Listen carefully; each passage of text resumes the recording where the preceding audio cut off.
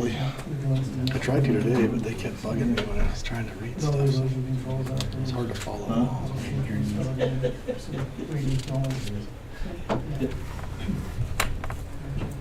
We're now live. But I think I got a pretty good gist of it. So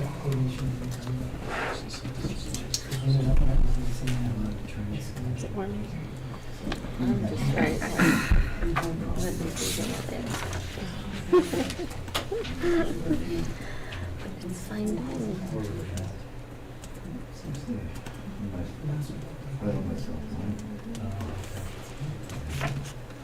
All right, it's 6 o'clock. I'm going to stand for the Pledge of Allegiance. I pledge allegiance to the flag of the United States of America and to the republic for which it stands, one nation, under God, indivisible, with liberty and justice for all. All right, just a reminder to silence your cell phones, please. We'll start with roll call. Mayor Sherman. Here. Councilor Basil. here. Councilor Garrell. Here. Councilor Lundstrom. Here. Councilor Scavizzi. Councilor Spradlin. Here. Councilor Tyree. All right, we've got a quorum.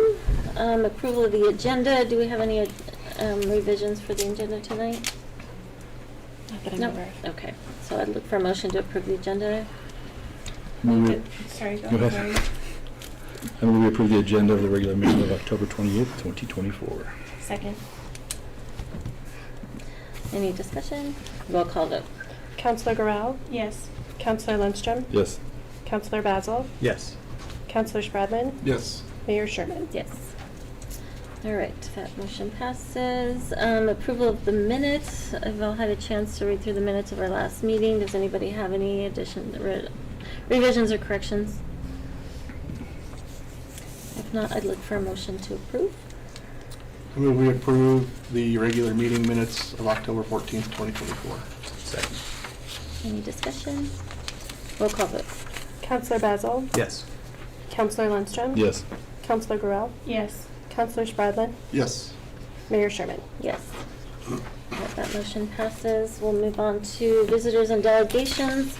Citizen comments. Citizens are invited to speak to council on any item that does not have a public hearing scheduled. There's a 5-minute time limit per person unless otherwise noted by the mayor. Please note that no formal action will be taken on an item that is not on the posted agenda due to the open meetings law provision. However, they may be placed on a future posted agenda if action is required. To better assist you with questions, please submit them in writing to the city clerk and someone from staff will respond. Do we have anybody here for citizen comments? Nope. All right. So next we have management. We've got a public hearing. So I'm gonna open the public hearing on a special use permit. And we'll start with a staff report.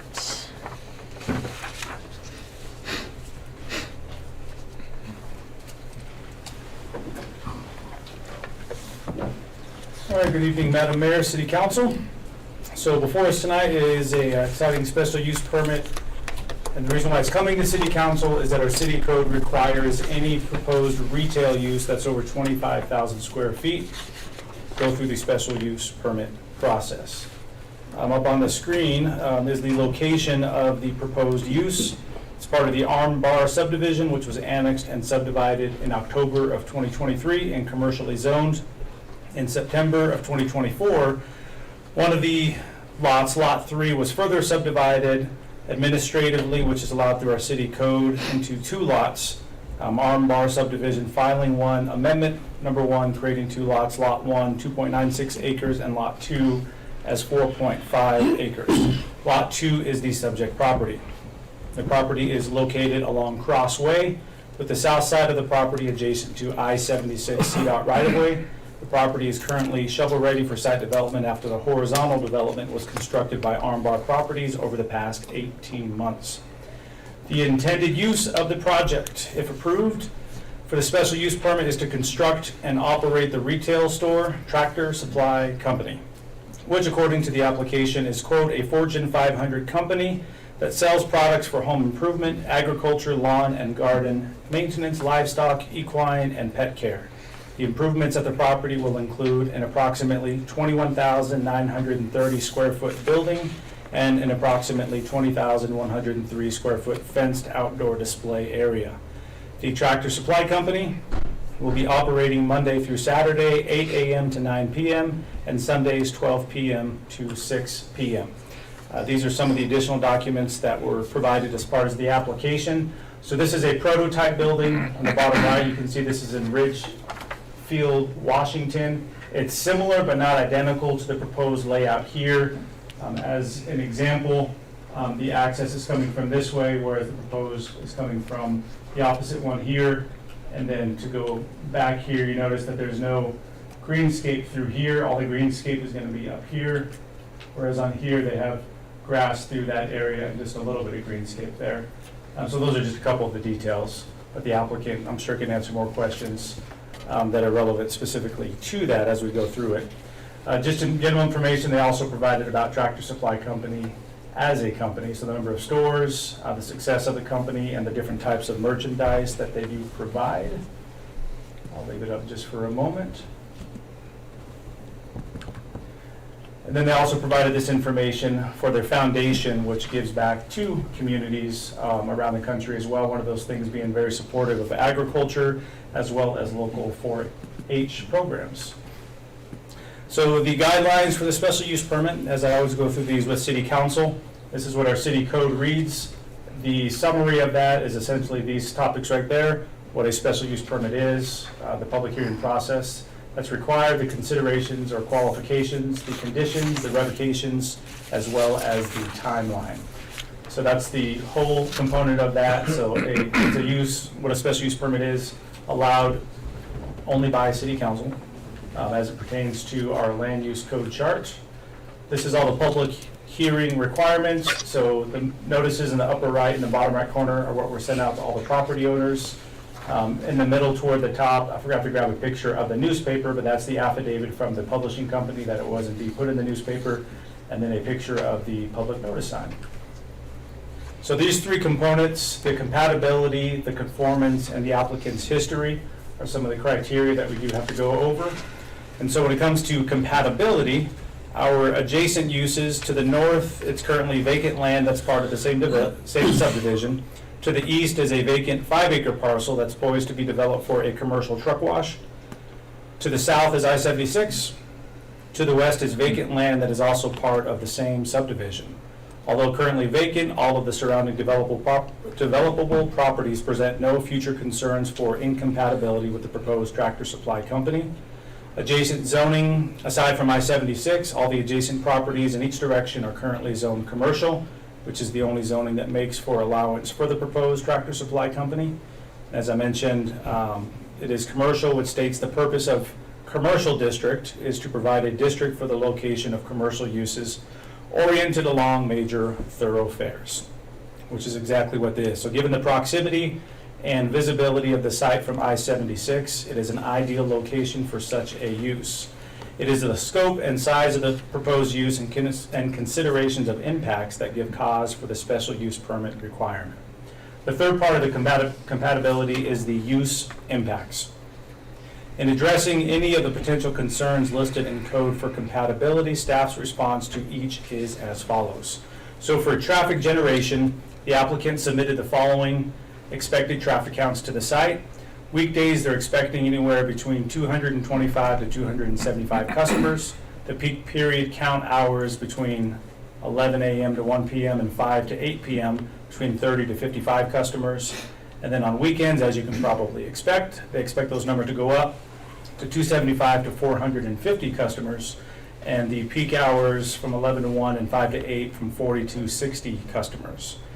The initial traffic impact study that was done as part of the Armbar subdivision in 2024 included a retail portion as part of the factoring in estimating the future traffic flows and made up approximately 42% of the vehicle trips.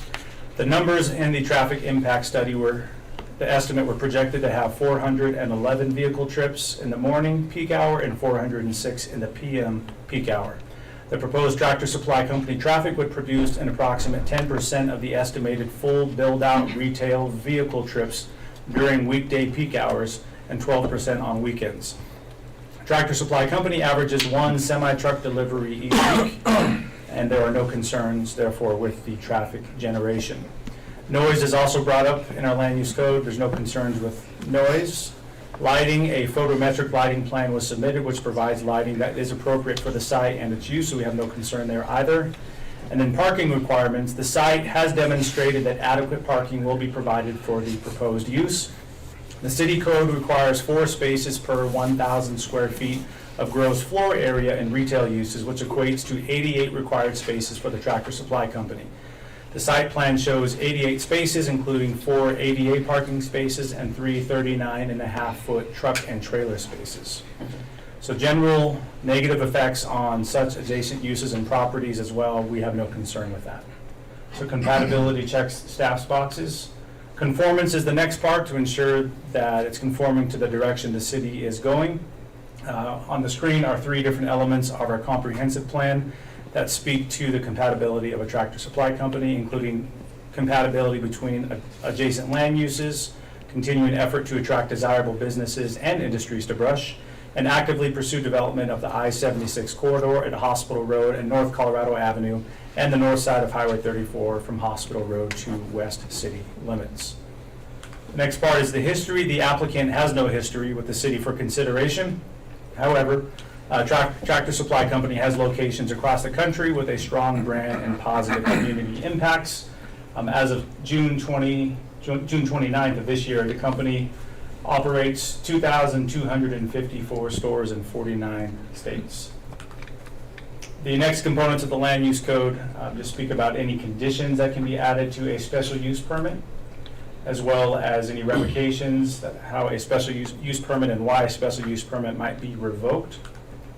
And then the length of a special use permit as well. And it provides 3 different options where it be personal to the original applicant, run with the original location for which the permit is approved, or be otherwise transferable upon such terms and conditions specified by City Council. If none are given, then the permit is deemed to be non-transferable and personal to the applicant. As far as citizen comments, to date, staff has not received any phone calls or written comments regarding this application. So some staff comments, there's some unique aspects of the business that include the sale of small chicks at specific times of the year, pet washing bays, and the sale of live plants that are not grown on site but shipped from distribution centers. None of these present any concerns to staff nor merit additional conditions. On the screen are the elevations. So with the architecture, the applicant proposes the installation of curb-mounted screening around the HVAC units in lieu of implementing parapets that are described in code. This is to maintain the prototype building design that Tractor Supply Company utilizes and to stay within budget for the construction of the location. Staff supports this concept. Furthermore, the code also speaks about 60% of the primary building facade with display windows, entry areas, awnings, or such features. As part of Tractor Supply Company's business model across its stores and throughout the country, they employ a sidewalk display area for seasonal products, lawn, garden, pet equipment, and recreational vehicles such as go-karts, mini bikes, etc. And as a result has created the prototype design that dispenses with display windows so that Tractor Supply Company can better utilize the sidewalk area for product attraction and sales, which also staff supports. Water usage is very minimal. At peak, demand is 28 gallons per minute. The average day demand is 120 gallons, and so the gallons per year is just 43,800. These are what their signage is proposed to look like. Everything falls within our sign guidelines right now. And staff's conclusion, and this is just information that Tractor Supply Company provided. I know it's hard to read. The proposed use of a Tractor Supply Company is an excellent use of the property and a tremendous asset to the community. Further figures on the impact of having Tractor Supply Company in the Brush community include 14 to 18 jobs with benefits for all employees, a $2.5 million investment in construction, and roughly $50,000 to $75,000 in sales tax generation each year, according to their numbers. This report would indicate that the requested special use permit sufficiently meets the requirements necessary for council's consideration for approval, including approval conditions. If desired, council has the ability to add or remove any recommended conditions as part of an approval. So staff's recommendation is the approval of the special use permit request for the retail space greater than 25,000 square feet at the described site with the following conditions. Just so council is aware, in your packets, there were 6 conditions. Conversations were ongoing with the applicant over this time, so it had to be submitted, but we did remove one of those because we did not think it was necessary anymore. So the 5 proposed conditions are: 1, a site plan approval from the city that includes completed civil engineering plans. 2, landscaping design complements approved landscaping plan for the Maverick site plan within the subdivision. Essentially what that means is because the site plan was already approved at the Maverick gas station on the corner, we wanted to ensure some compatibility with the land, or with the landscaping, so it doesn't just look randomly all across the board, but there's some element of how it complements one another. And so they're going to revise that, and so that's a condition there as well. Number 3, no parking spaces are to be used for displaying merchandise, equipment, or uses other than customer and employee parking. And on their site plan along I-76, they did have an area specifically designated for display of merchandise. So that's where you'll see some of the bigger stuff. All signage must be designed and permitted in accordance with city code and the processes established therein. And then the last condition recommended by staff is this approval is to remain on the property and be transferable to future property owners. So if council should approve the request, council can authorize staff to prepare a resolution documenting these findings and conditions of approval. And that is everything that I have. Are there any questions? Thank you, Tyler. Yeah, I think so. So, does the applicant want to give a report?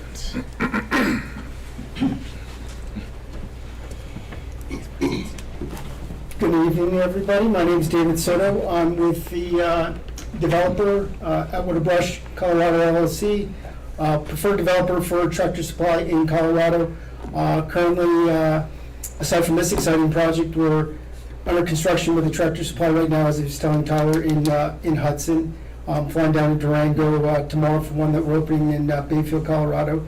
So by and large, Tractor Supply is very active in Colorado. I suspect that with this one, that will probably be one of the last ones here on the eastern side in terms of just their overall store count. So I know they're very excited for this to be to follow along with the one that's in Hudson and then the existing stores that in Lima and Bennett and so forth. And as far as this program, we've been talking with Tyler for some time. I think he's covered a lot of the bases of this project, and he's been a real pleasure to work with. We're at the point where our civils and architectural plans are ready for submittal for permitting process, pending your decision on support of this application tonight. If there's any specific. Oh, I had one question. Yeah, absolutely. But also, thanks for considering Brush. We've actually been marketing and Tractor Supply for a lot of years, trying to get you guys out here. But I was gonna say, is Tractor Supply Company, are there different size stores? Like this is a size No. 1, 2, 3? No, this is, so they basically have prototype stores, and the square footage is, and they evolve over the years, because, we'll drive around, there'll be maybe a smaller footprint, but in this current, kind of rollout, you would say it's called like a Q3 2023 prototype, and that's kind of what's standard now, in terms of the footprint for all the elements. And that's including the building, the outdoor display area, the trailer display, and then the sidewalk displays. And that's ever evolving, I think, just in terms of whatever the interaction is with customer base in terms of, across the country, in terms of a trailer display getting larger, smaller, or something of, the garden center, for example, has kind of, the current CEO came from Home Depot. Home Depot, had a big garden center element. He's incorporated that into their fenced outdoor display area. And that's evolved a little bit in terms of modifications, and I feel, from what we understand, they're at a place that, they feel like it merchandises properly to the customer base. So a long-winded answer, but it pretty much all stays prototype in terms of footprints. Super good deal. Do you have any guidelines as to how many miles between your stores? So I would say that's ever varying, and it really comes down to density. So So if you're looking at certain markets in the Pacific Northwest, for example, kind of, we'll call it towards Seattle, but a little tertiary. I mean, it could be down to 5 miles, and it's really just because, and California for that matter, and it's just a question of just how much store volume a store is doing, or a number of stores are doing, which may qualify for a new store. But they have a whole market strategy. You can only imagine how many, what the algorithm looks like for that. But I would say just standard distance is 10 to 20.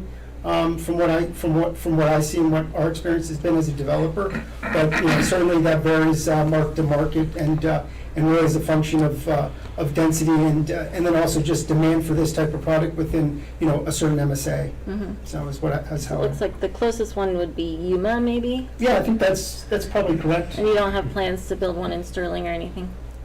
No. Okay. Well, if this one, no, I'm just kidding. Because I imagine it's going to pull from. No, It's yeah, gonna pull because, from- and that's the thing, they're strategically looking at their stores just to make sure that, they're not also cannibalizing with their stores. Their stores, how a store's measured or publicly traded companies is growth, and you don't want to see negative growth on your store count, is how I guess, from a financial standpoint, of how I would answer that. Yep, very good. Is there any opportunity to use local contractors, or is it all in-house? No, it's, we typically utilize a couple of preferred general contractors, and that's just based on their, statement of qualifications. But typically from a sub base, we typically will work with any number of local subs. Like the one in Hudson, Colorado, I can tell you we're using a lot of local shops. Perfect. So that's, as soon as we get to that point, certainly I'll let Tyler know, and that, and we'll make sure, and it gets, uploaded on the various construction sites, and for just the general contractor, if someone's qualified, they have certain qualifications, I can certainly, provide that to Tyler if he wants to circulate it. I have a quick question for you. Permitting aside, because we all know that takes time, what is your estimated or hope to be completed for construction? Typically, once we get to a point of permits, it's, the construction schedule is like 22 weeks. Oh, okay. Is typical, 22 to 28. Obviously, winter conditions you got to take into account that. I think on this side, we have a little more flexibility versus Minnesota or the western side of the state, and so, or Montana or Wyoming for that matter. I think there's, but that's 22 to 28 weeks is typically what it takes to turn over a store. And you did say you were to the point of being ready to apply for permits, correct? Yes. Okay. We hope so. Thank you for answering my question. Yeah, no worries. Very good. Does anybody else have any questions? Nope. Thank you, Mr. Oh, Soto. yeah, thank you very much. I appreciate it. Thanks again for your time. So now we'll have public testimony. Members of the public have an opportunity to make statements either in support or in opposition of the application. Anyone addressing council must first come to the podium and please state your name and address before making your comments. Each party giving testimony will be given one opportunity to speak and must direct all questions regarding the ordinance to the mayor. Do we have anyone here for public testimony on this project? Yep, all right. Any further questions? No? All right, then I will close the public hearing and look for a motion on this special use permit. I move that we approve the special use permit request by Atwater Brush Colorado LLC. Oh, wait, I need a motion on closing the public hearing, right? Oh, I apologize. Okay, no, that was my bad. Can I get a motion to close the public I hearing? move that we close the public hearing. Second. Any discussion? All right, roll call vote. Counselor Lundstrom, Yes. Counselor Spradlin, Yes. Counselor Gural, Yes. Counselor Basil, Yes. Mayor Sherman. Yes. All right, now I would look for a motion on the special use permit. I move that we approve the special use permit request by Atwater Brush Colorado LLC for retail exceeding 25,000 square feet at Arnbar subdivision, filing number 1, amendment number 1, lot number 2, with the conditions as recommended by staff. Second. Any discussion? Roll call vote. Counselor Spradlin, Yes. Counselor Basil, Yes. Counselor Lundstrom, Yes. Counselor Garrell, Yes. Mayor Sherman. Yes. Okay, that motion passes. Thank you very much. All right, now we have Tyler Purvis with truck wash incentives. All right, hello again. So before council tonight is a development incentive agreement between the city and H2M2 LLC, who we've discussed in work session before regarding a truck wash and any potential incentives there. So the quick background on this is staff had proposed some incentives. A member of the company came and spoke at public comment looking for different incentives, and so went to a work session with city council. Council directed staff to meet with the representatives of H2M2. So the following morning we did, and over about an hour we hashed out what we thought were agreeable on both sides. And so after that we sent the elements of it to our attorney to wrap all that in an agreement. And so a quick summary of what this consists of. In the agreement, it's found in number 3 there. It speaks to the cost for the plant investment fees for water, as well as the equivalent taps that were estimated of 88 for the project to go forward. And in letter C there, it breaks that down where we agree to delay the collection of the required water tap for 1 year from the issuance of a CO of the property. The developer or anyone who receives the property will pay the entire amount. The plant investment fee 1 year after the CO is issued. So in the event that it does not happen, where a CO is not issued, reading through this real quick, I apologize. No successor in any ownership of the property may utilize the 2-inch water tap without full payment to the city. So essentially the water tap is going to be delayed for 1 year. It's going to have to get paid if someone wants to go forward on the project or the property. It goes on to talk about the wastewater component as well, where the 88 equivalent taps for that total amount of $448,800 is going to be reduced 25% down to $336,600. And then that's going to be broken out over 4 years, commencing 1 year from the date of CO until the total amount is paid. And then lastly, it's called out that the ETs are an estimate at this point, and so annually there's going to be an assessment of looking at the actual usage that is out there. There's a 10% variance that's giving without any penalty, but if the demand is higher than that, then the owner will be required to pay the amount for the additional ETs at that time. And then lastly, the city will contribute $25,000 reimbursed to construction costs once the approach into the property is completed. The rest of it's pretty much legal language, so that's kind of the quick summary. I apologize, kind of sloppy me explaining that, but that's the agreement. We've presented it to Armbar. They've agreed. I actually have a signed copy of it. Sorry, not Armbar, H2M2. I have a signed copy of it in my office. Any questions from that sloppy report? You see that this was also sent to the city attorney. Did he also agree to it? Yes. Okay. Yeah, I ended up drafting that, so Okay. I agree with myself. Happy to hear it, Dan. Thank you. Dan. All right, any other questions for Tyler?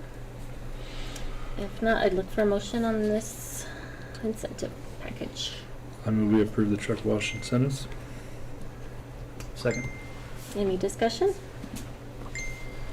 Roll call vote. Counselor Garrell, Yes. Counselor Lindstrom, Yes. Counselor Baswell, Yes. Counselor Spradlin, Yes. Mayor Sherman. Yes. Thank you. Thank you, Tyler. Next, we have a board appointment. We need another counselor as a liaison to the library board. Dan had mentioned if nobody else would do it, he would be happy to do it. I hate to do it when he's not here to defend himself, but I'm pretty sure that's what he told me. He had actually expected it Okay, last good, meeting. yes. So, If everybody's okay with that, I would look for a motion to appoint Dan to the library board. I move we approve Dan Scalisi to the library board. Second. Any discussion? Roll call vote. Counselor Spradlin? Yes. Counselor Basil? Yes. Counselor Garrell? Yes. Counselor Lindstrom? Yes. Mayor Sherman? Yes. Very good. Motion passes. Move on to finance. I move we approve disbursements and payroll for October 15th, 2024 through October 28th, 2024, totaling $310,806.28. Second. Any discussion? Roll call vote. Counselor Basil? Yes. Counselor Lindstrom? Yes. Counselor Garrell? Yes. Counselor Spradlin? Yes. Mayor Sherman? Yes. All right, that motion passes. We have capital improvement request presentations. We'll start with Chris Bostron. Good evening, Mayor and Council. you're there. Yeah, I'm right here. Ready to go. I'm excited, let me tell you. This evening, following along with the next item on our budget calendar and presenting to council will be the capital improvement request by the departments. Not only do they prepare their 2025 requests, but then also they do prepare their 5-year capital outlay. Tonight, you will hear only those 2025 requests. You'll hear more about the 5-year capital outlay at our budget retreat. Okay? Starting us off will be Chief Brendan. Madam Mayor, Council, how's everybody doing tonight? Good. So I've got 7 requests. I'll note that of the 7 requests, one of them actually, if an approval actually encompasses 2 more that are on there. So if one of them is approved, it actually will cut down overall the number that I have. But the first one I wanted to hit on is Axon. We've been using for a number of years for tasers, as well as now moving over to their body-worn cameras. We also use their in-car Fleet 3 camera system. So the plan that I'm looking at going to is called their OSP Premium Plans, Officer Safety. I can't remember what the P stands for, Premium Plan. Ultimately, it encompasses a lot of products that they have. Some of them we currently utilize, others we don't. I've had an opportunity to kind of look through everything that they have on offer, and we're currently demoing some of them just to kind of see how they would work for us as well. But some of them I think are very beneficial because I think it would help our investigative staff.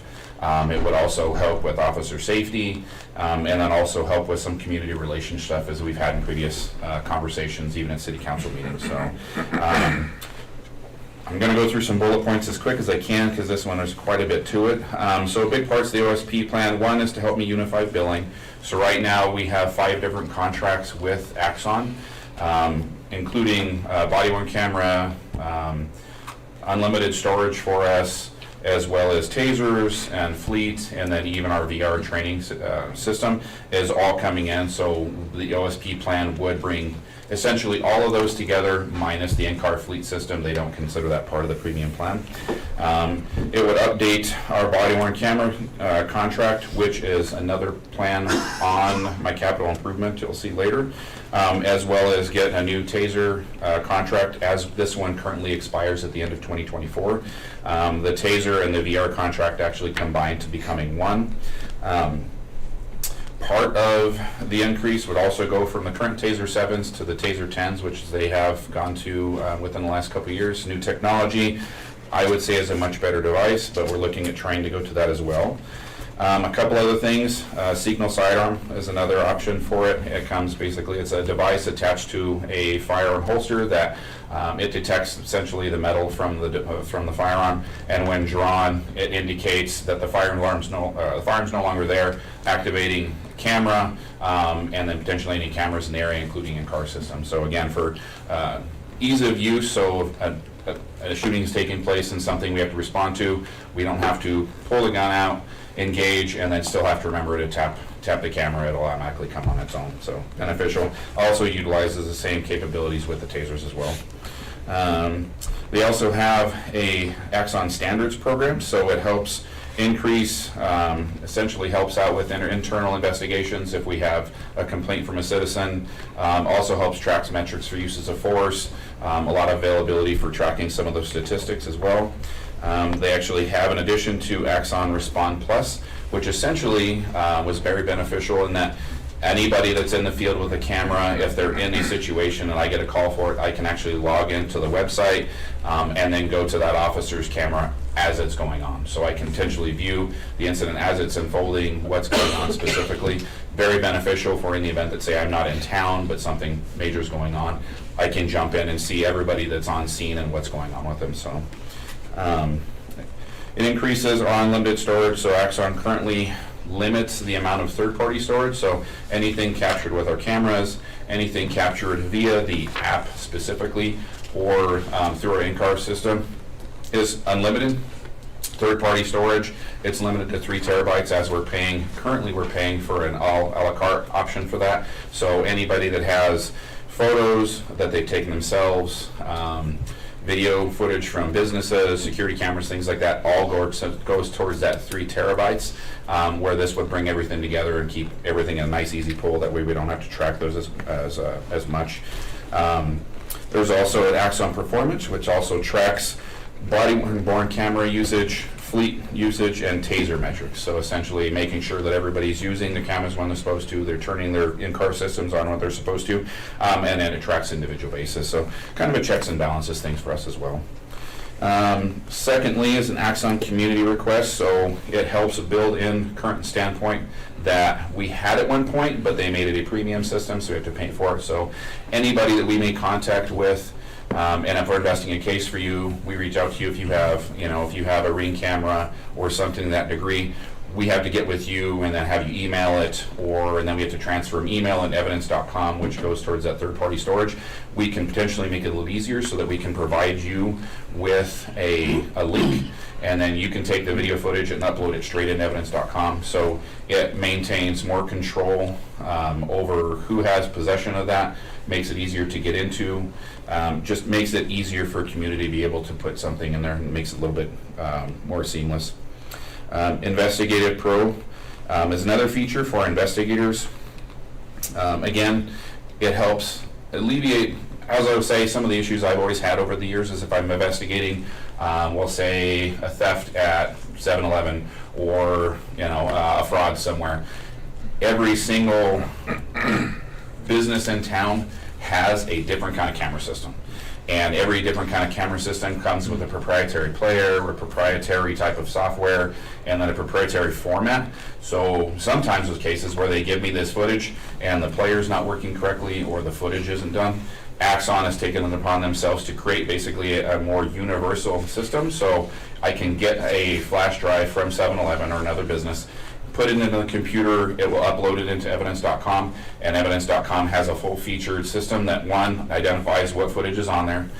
If it's not in there, we can get a hold of them, they can get it added, but it pulls all the information from the flash drive and just makes it easier for them to be able to track it, automatically shows where you can play it, actually helps separate audio from video, so maybe you want to just track what the person's saying away from the video, you can track the wavelength of the audio footage itself. So all of it hopefully getting our closure rate and clearance rate a little bit higher. Currently, we do have a few cases here and there where we're not able to identify somebody, we're not able to do something with it. So I'm hoping by making it more easy for citizens and community members to get us the footage, one, if we can make it easier, they'll get it to us quicker. That way, we don't have the standpoint of security systems having a certain amount of time and then expiring when no longer have access to it. If we can help kind of alleviate and push to encourage people to get us footage quicker, hopefully it gets us that footage faster, gets us identification on potentially the suspect, and potentially get more clearance rates on cases. Also comes with redaction assistant. So right now, we've had at least a handful of extra video camera footage that we've had to provide via a core or opens records request. Currently, as it stands, it's very time consuming for a evidence clerk to imagine going through a house footage and blurring out every kid that's in the room, anything that's personally identifying in the room. She essentially has to almost go frame by frame to track a person's face as they're going through.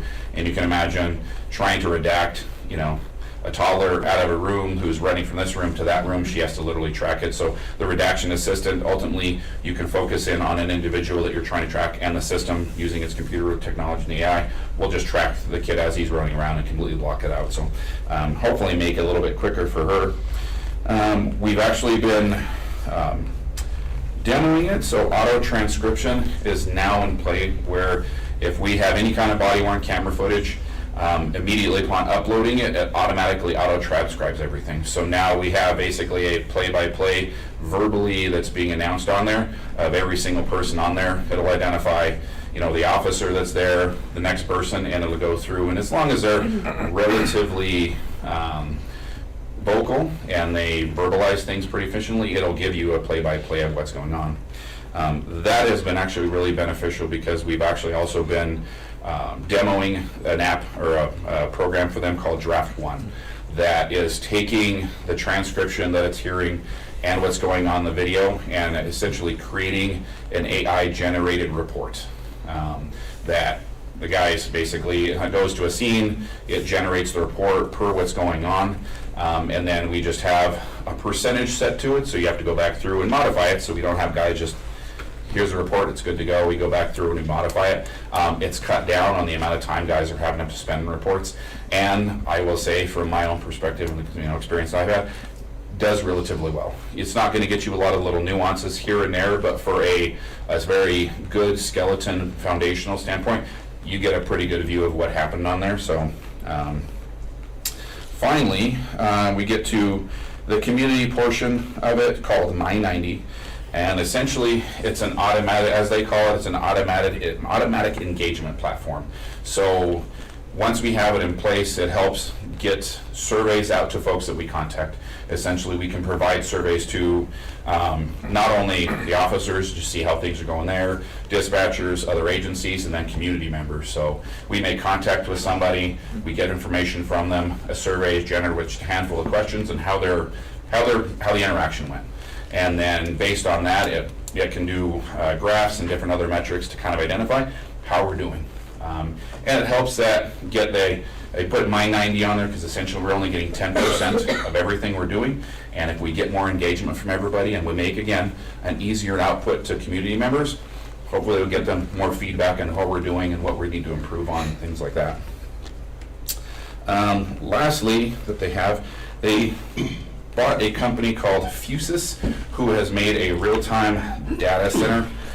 I'm a pretty big nerd. I still don't understand completely, but essentially it helps create a web of, I would say, security across everybody. So if I have a business, we'll say 7-Eleven because it's right next door, we tell them we have this Fusus system. Essentially, it's a data center on our PD that is a localization and a pinpoint for us to get computer and footage from everybody in town. We can relay to them, hey, we have this. Is this something you'd like to engage in? They say yes. We can connect our system with theirs, and it automatically feeds into us. So that if we need to look for something, we don't have to bug the poor clerk who's trying to run around the business the entire time trying to find him. We don't have to worry about dropping off a flash drive and then trying to touch bases when the person's sick. We can gain access to that, and that is feasible for pretty much anybody in town. And that includes expansion from the city, so that could include drone footages that we're continuing to do. If we end up getting license plate readers in the future, we can do.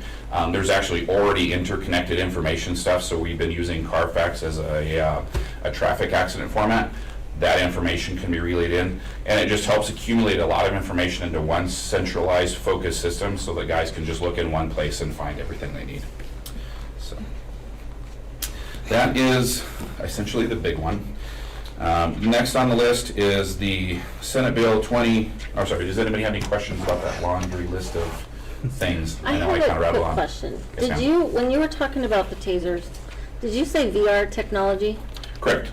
How exactly does VR technology work with So they've been expanding upon it pretty intently. So right now, as we have it, so essentially they have, it's not, I guess, it's not the headsets you can buy at Walmart, one of the more common ones, but it has a couple of different engagement things. One, it's a community engagement platform, same like this.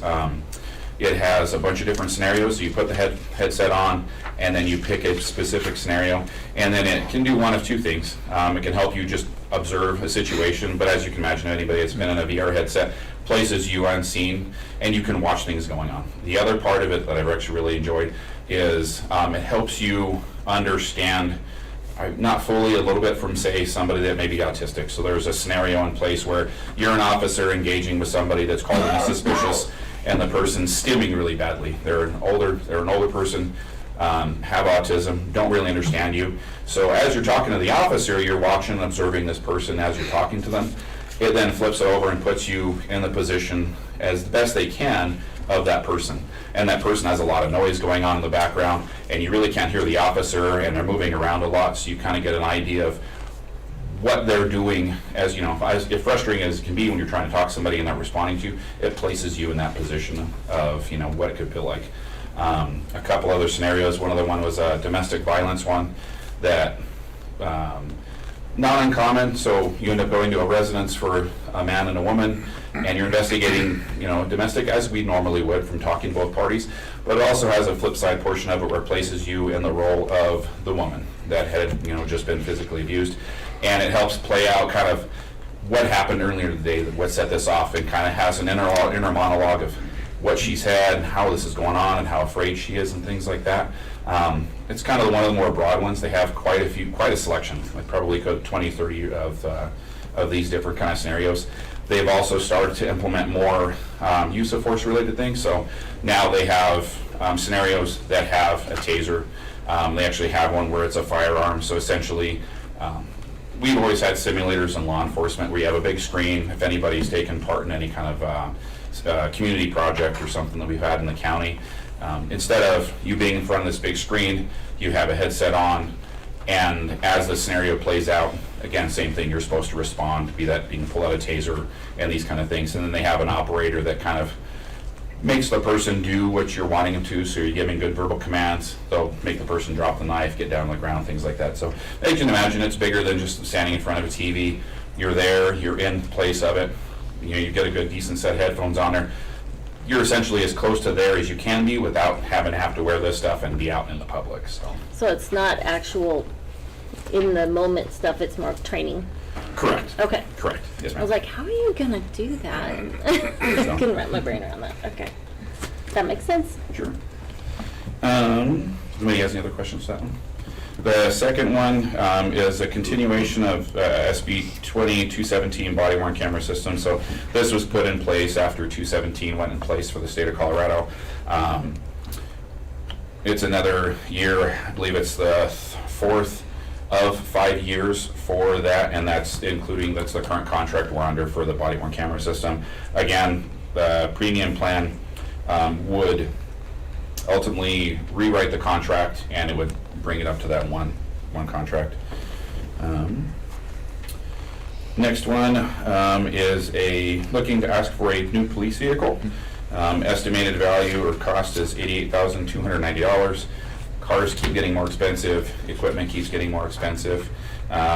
We've still looking at carrying forward with the Ford Explorers currently, where we just got 2 new cars.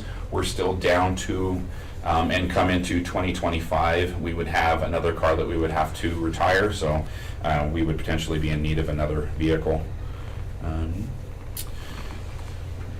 Next, we would be asking for $75,663 for a new CSO van. So right now we do have 2 CSOs in place. As long as we can maintain both positions and keep people, having another vehicle would be very beneficial. So the one van we've had at a period when we had 2 CSOs was running 7 days a week, 10 hours a day for close to 3 months. So you can imagine, knock on wood, it's gone really, really well. It's been one of the more consistent vehicles for us. But obviously, you can imagine day-in-day use, it's going to wear on it quite a bit. So hoping to be able to try to get another vehicle on board so we don't have to use one so consistently. Next would be the $12,220 for the police in-car camera systems, Fleet 3, just the second year of the contract for the current 4 camera systems that we have in our cars right now. That one fortunately, again, would not be folded into the Axon premium plan. They're considered 2 separate things.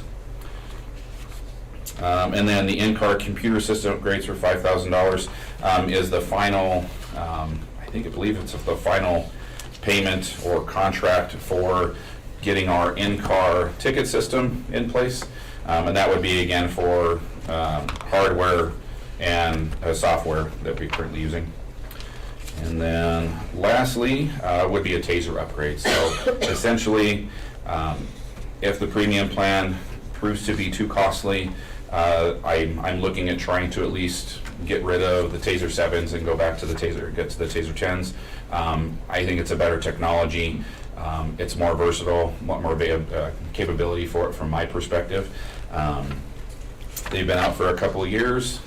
Essentially, if you're not aware of the TASER 10, so TASER 7 comes with 2 cartridges, and both cartridges have to hit at the same time. They've essentially changed the TASER 10 to almost a firearm-ish, so for each pull of the trigger, you get a cartridge. So instead of have to perfectly align 2 laser dots on somebody, you can essentially, if you have to walk up to somebody that you're trying to give verbal commands and not responding, you can fire 1 round in one place and then aim down and fire another at another place. And if that one doesn't work, it comes with 10 cartridges. So if the first 2 don't work, you can potentially hit another spot and get to the point to where at least you get 2 that can make that same connection, cause the neuromuscular incapacitation and bring the person down and bring compliance. So.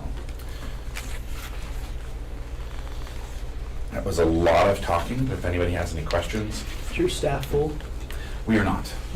What number are you at? Currently, right now, I was going to hit a part of staff report. We did lose Sergeant Arndt on the 16th. So we're down, I believe, 4 positions currently. And that's counting the person that's in the academy. So when you go to purchase this gear, are you going to purchase it as if you were? Correct. full? Yeah, the estimation would be to purchase it as if we were fully staffed. On the vehicle stuff that goes into the vehicle, if you were to install that into older vehicles, can you uninstall it and put it in newer vehicles? Which vehicle are you talking about? I'm saying if you're gonna upgrade Correct. the stuff, the in-car cameras and all that Correct, stuff, right? yes. So if we were to down the road upgrade and replace vehicles, is that material and those items, are they easily removed and put into another vehicle, or are we going to have to buy all new? Gotcha.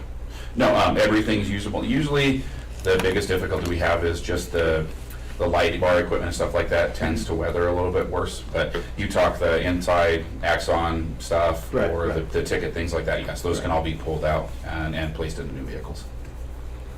The older vehicles, do we send those to auction? How does that work? Does the city get money back for those? Correct. Typically, we send them off to auction. We actually have one in place that we need to do that with, but yes, we usually auction them off. Gotcha. And that money goes back to general fund? General fund would be my gather. Okay. Yes. CSOs are typically responsible for, or are they responsible for dogs, cats, all that stuff? Correct. Is there any money going towards the pound? Is the pound in good shape? Is it just being used? Right now, it's in a secondary priority. We would like to get potentially some money in place. I think it's one of the priorities for the end of this year is to put towards some planning to get a cold storage / new facility in place, because I think it's dire need. Okay. But I think that was on priority overall. Just to clarify, you currently have 1 CSO and 1 CSO van, correct? Correct. So we have 2 CSOs and 1 van. Oh, so you do have 2 CSOs? Yes, ma'am. So is it still being run 7 days a week? No, so right now, at the time, they actually, once the secondary person got out of training, so the plan is to have CSO coverage across an entire week, which is where it ended up being pretty much every day, because you had one person working Monday, Tuesday, Wednesday, Thursday, and then the other person working Thursday, Friday, Saturday, Sunday. So right now, they're working Monday through Friday. But as soon as the training With is one up. vehicle? Correct. Okay. Thank you. Sure. If anybody has any questions, I'll be right over here. All right, Thank thank you, Chief. Blanchard. That's hard to follow. 2 minutes, you got 2 minutes. All right. Some of these projects that I have here, I'm working right now with the Joslyn Needham and Pettis Foundation. So some of the costs here will actually be like cut in half or more and stuff. So I'll try to outline those as we go. The first one, the concrete. I don't know which. I'm Maybe going a off dog there. park. Here's the It dog doesn't park matter. relocation. Oh, okay. Let me try to find that. Okay, got to turn it around. Okay, the dog park, when we put Prairie Trails, when we started doing the construction there, we had to pull the dog park out. And with that, we had some dog owners that was wondering about relocation and everything. That is something that's, once we get Prairie Trails going, we would like to find a new location. Don't know if it will really happen this year, but I just wanted to put that on the radar. If we were further along in the project, I would say it was more of a possibility for 2025. I don't see it really happening because we are moving some of the initial Phase 1A into 2025. So that is something that's on the radar, but I have it there just in case we would be able to get further along with the Prairie Trails development to install it.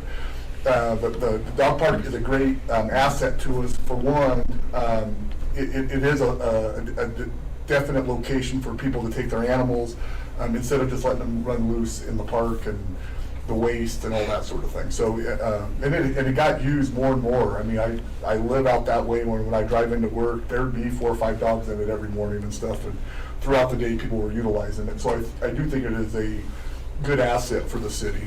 And so that is something that hopefully we can get relocated, hopefully sooner than later. But I just wanted to put that on everybody's radar. Tell me what the next one is, and I'll make sure I have my papers in order. Pool filters? Okay, the pool filters. The pool filters, about every 8 to 10 years, you have to replace the laterals inside of them so that backwashing becomes more efficient. 2014 was the last time we replaced them, and they're just like little tubes with some small holes in them for the sand filters and everything. And so it's about time that we do it. The backwashing wasn't as efficient this past year, so that usually means it's time to replace the filter, the pool laterals, and it's a lot cheaper than replacing the whole filter. So we'd like to get those replaced, and that would be something that's not going to be, since it's more of a maintenance item, that will not be a foundation request, but that is out there. Sunset lighting. Sunset Park lighting.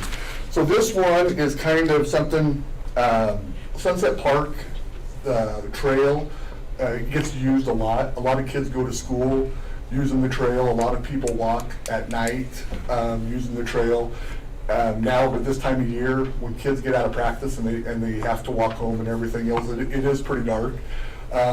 This was kind of my hope to be kind of a test site for some solar lighting, and maybe just do a portion of the trail at this point. And hopefully, if it goes well, then be able to light the entire trail like that, so it's lit in early morning and also in the night. So it's kind of a just kind of a new idea that I think Monty went to a conference, and they were talking about solar lighting for trails and certain things like that. They're pretty easy to install. It looks like they're pretty durable. I've heard a lot of good reviews about them, so it'd be just something just to light up the Sunset, make it a little bit more, make it a little bit more safe, and offer light for those people that use it in the early morning and late night hours. Ball field rehab. Okay, ball field rehab. This one, I think one of our council priorities is to maybe not do so much new stuff, but to take care of what we have. And this falls right in line with that. We really haven't done a lot of upgrades to Sunset Baseball Field or to the Joslyn Needham softball fields. We're doing our best, just the day-to-day maintenance, but they really do need kind of an overhaul. We have huge lips around the Sunset outfield and along the baselines, and the infield mix hasn't been replaced in a long time. So there's some irrigation issues that we have out there that we need to correct. So this would entail all of that with Sunset Baseball Field, and then also the Joslyn Needham softball fields are kind of in the same way. We have huge lips. The infield mix is the same. A lot of big rocks have been mixed in with it over the years, and this is just something to bring it back, to make it more safe, and this will be a Joslyn Needham and Pettis Foundation request too. So. The fields are used continuously throughout the summer and into the fall, and we just want to make them looking good for years to come. So that is that one. Parks and cemetery lawnmower. the Parks and Cemetery lawnmower. We have a lawnmower that's about 8 or 9 years old. It's starting to have a lot of major maintenance issues. This one too will be a request from the foundation. So we just would like to go ahead and get it replaced, and we would probably send our current lawnmower to auction. Like, that's what we normally do with our mowers. So it'd be just something that we need to get replaced instead of always having to deal with maintenance and everything like that. Concrete at the golf shop. Concrete, this is another foundation request. Where we store our carts for the day-to-day, it's just kind of dirt, and when there's rain or anything like that, it's muddy down there. It's hard to keep our carts clean, and since we are putting in so much money towards our carts through that lease program, it's important to keep them in top shape. By next year, we will be replacing those carts with a new lease, and a nice concrete area there would go a long ways into keeping them nice and keeping them out of the mud so much as we're storing them. The other place we need some concrete pads poured is by our maintenance shop. Source has come by and we need to move our gas tanks further away from our building, and so we needed to pour a pad for them. And then also we need to put a pad in for a sand bay. Right now, whenever we get sand for either over top dressing or for the bunkers, we just have to put it in the parking lot and make sure it gets taken care of right away. This sand day, we'd be able to store it and just have it. Just make things easier for us. Kitchen floor. Kitchen floor. The kitchen floor. So 10 years ago, it's hard to believe, but this next year will be the 10-year anniversary of the city taking over the golf course. So that's something it's went by a lot faster, a little bit more gray hair and everything. But so we rehabbed the kitchen 10 years ago. When we did it, we used the placement tiles, and they're all starting to come up in a lot of different areas. Water is now leaking down there, so there's also some foundation problems. So we'd like to pull out that floor and put in a nice poured floor like I have in my office down in the golf course area. So we're looking to do that to help with the leaking, the overall look of it, and just try to maintain the kitchen the best we can. And the AC and heating unit. Speaking of old buildings, so 1974, Chuck, what year was that building built? The golf course, country club? 71. 71.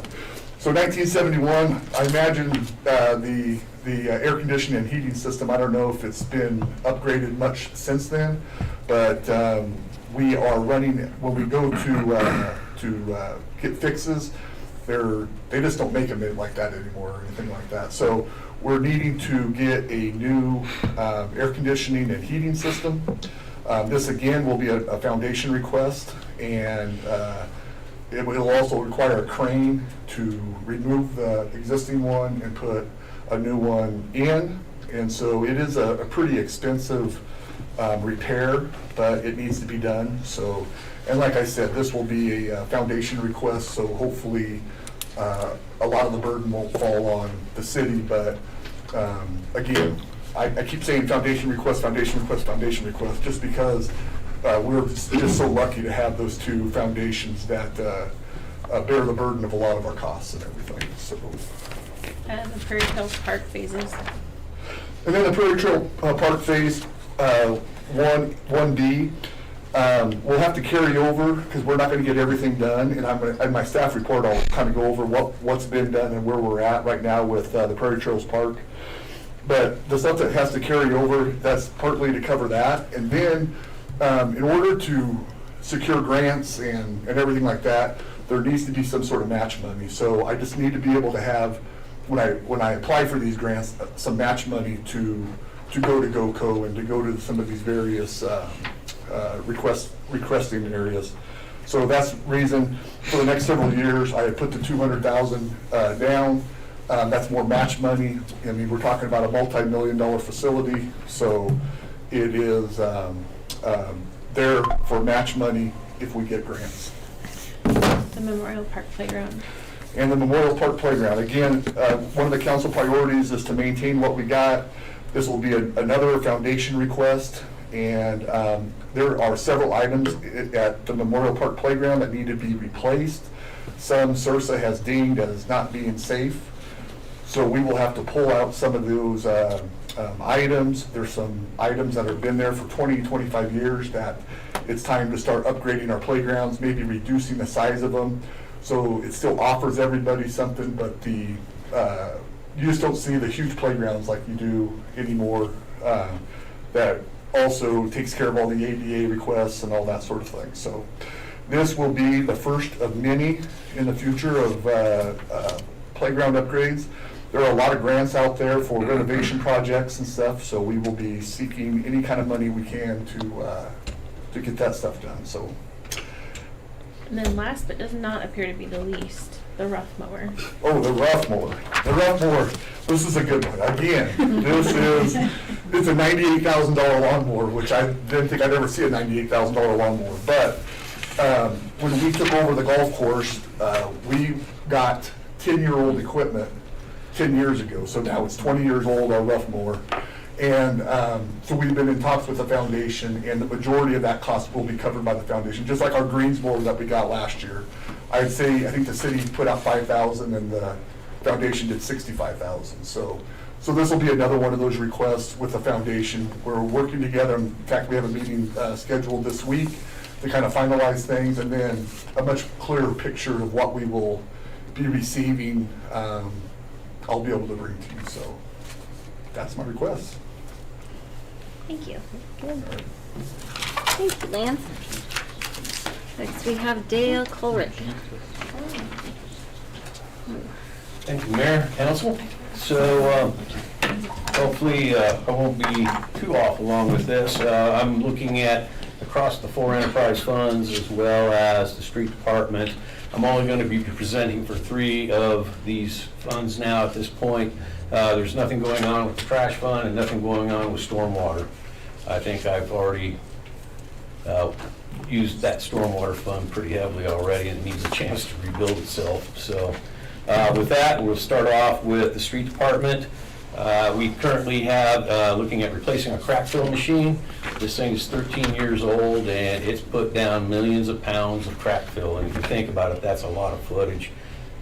Several years back, we had to replace an agitator that's inside the tank, as well as we've had to replace the burners a couple of times. And so with this, we're getting to that point now. We got a 13-year-old unit, and it's starting to need this maintenance again. And so visiting with the street department foreman, they're looking at wanting to replace this crack fill machine because it's going to be starting to take a lot of maintenance. Next, we have rotate out a 3/4 ton street department crew truck. This is a 2016 3/4 ton Ford truck. We'd like to kind of keep it in the fleet a little bit, but it's 9 years old and it's seen a lot of work. And so we're looking at wanting to rotate out that 3/4 ton truck. And of course, when we rotate some of these trucks out, sometimes they're utilized by other departments. And so they can hopefully utilize them where they don't need to have something of that level. Next, we have a Peterbilt dump truck. This Peterbilt dump truck is 20 years old, and it's seen a lot of wear and tear throughout the years. And while the engine and transmission still work, it's at this point 20 years on a dump truck, you're going to start seeing some more maintenance that's going to be needed to be put into that unit as well. And then finally, for the street department, we are looking at our tree branch wood chipper. If you've noticed, the last couple of years, we've not been chipping a lot of these tree branches because this unit is worn out. It's 32 years old. The drums need to be replaced. There's motor parts that need to be replaced. And with this, it's going to cost almost just as much to repair this one that we currently have as it would be to buy a new one. And so as technology gets better and equipment gets better, we would like to be able to use that. And being able to take, right now, we just take out all these branches that we get from when we cut trees and such, and we put them out at our tree dump, and we don't chip those. So that just produces another fire hazard for us. And so we want to be able to reduce that fire hazard. And after it sits for a while, then we can send that back out into the community as mulch as well. So That's it for the street department. Any questions? You say Okay. maintenance, Dale, do our guys do the maintenance, or do you have to hire someone like a specialist to come maintain that We, stuff? in the past, we've done some of the maintenance ourselves, like on the crack fill machine, when we had Calvin Wolf as our mechanic. He was able to get in there and do a lot of work. One of the things you'll notice is in that tar pot, it'll start building up a layer of what we call coal, and it's just a layer of this tar that just turns into a solid inside that pot, which makes its heating inefficient. Well, now we're at that point where you got to get in there. It's a confined space. You got to start chipping it out, banging it. It's just yeah. We've done some maintenance to it ourselves with our mechanics, but it's getting to the point where with the crack fill machine, it's just we're going to have to probably send it off. Gotcha. At this point. Thanks, Dale. Okay, next we'll go to the water fund. And with the water fund, keep in mind some of these are rollover projects because for various reasons. The first one is going to be the air conditioning replacement over at the booster pump station. This is a rollover project.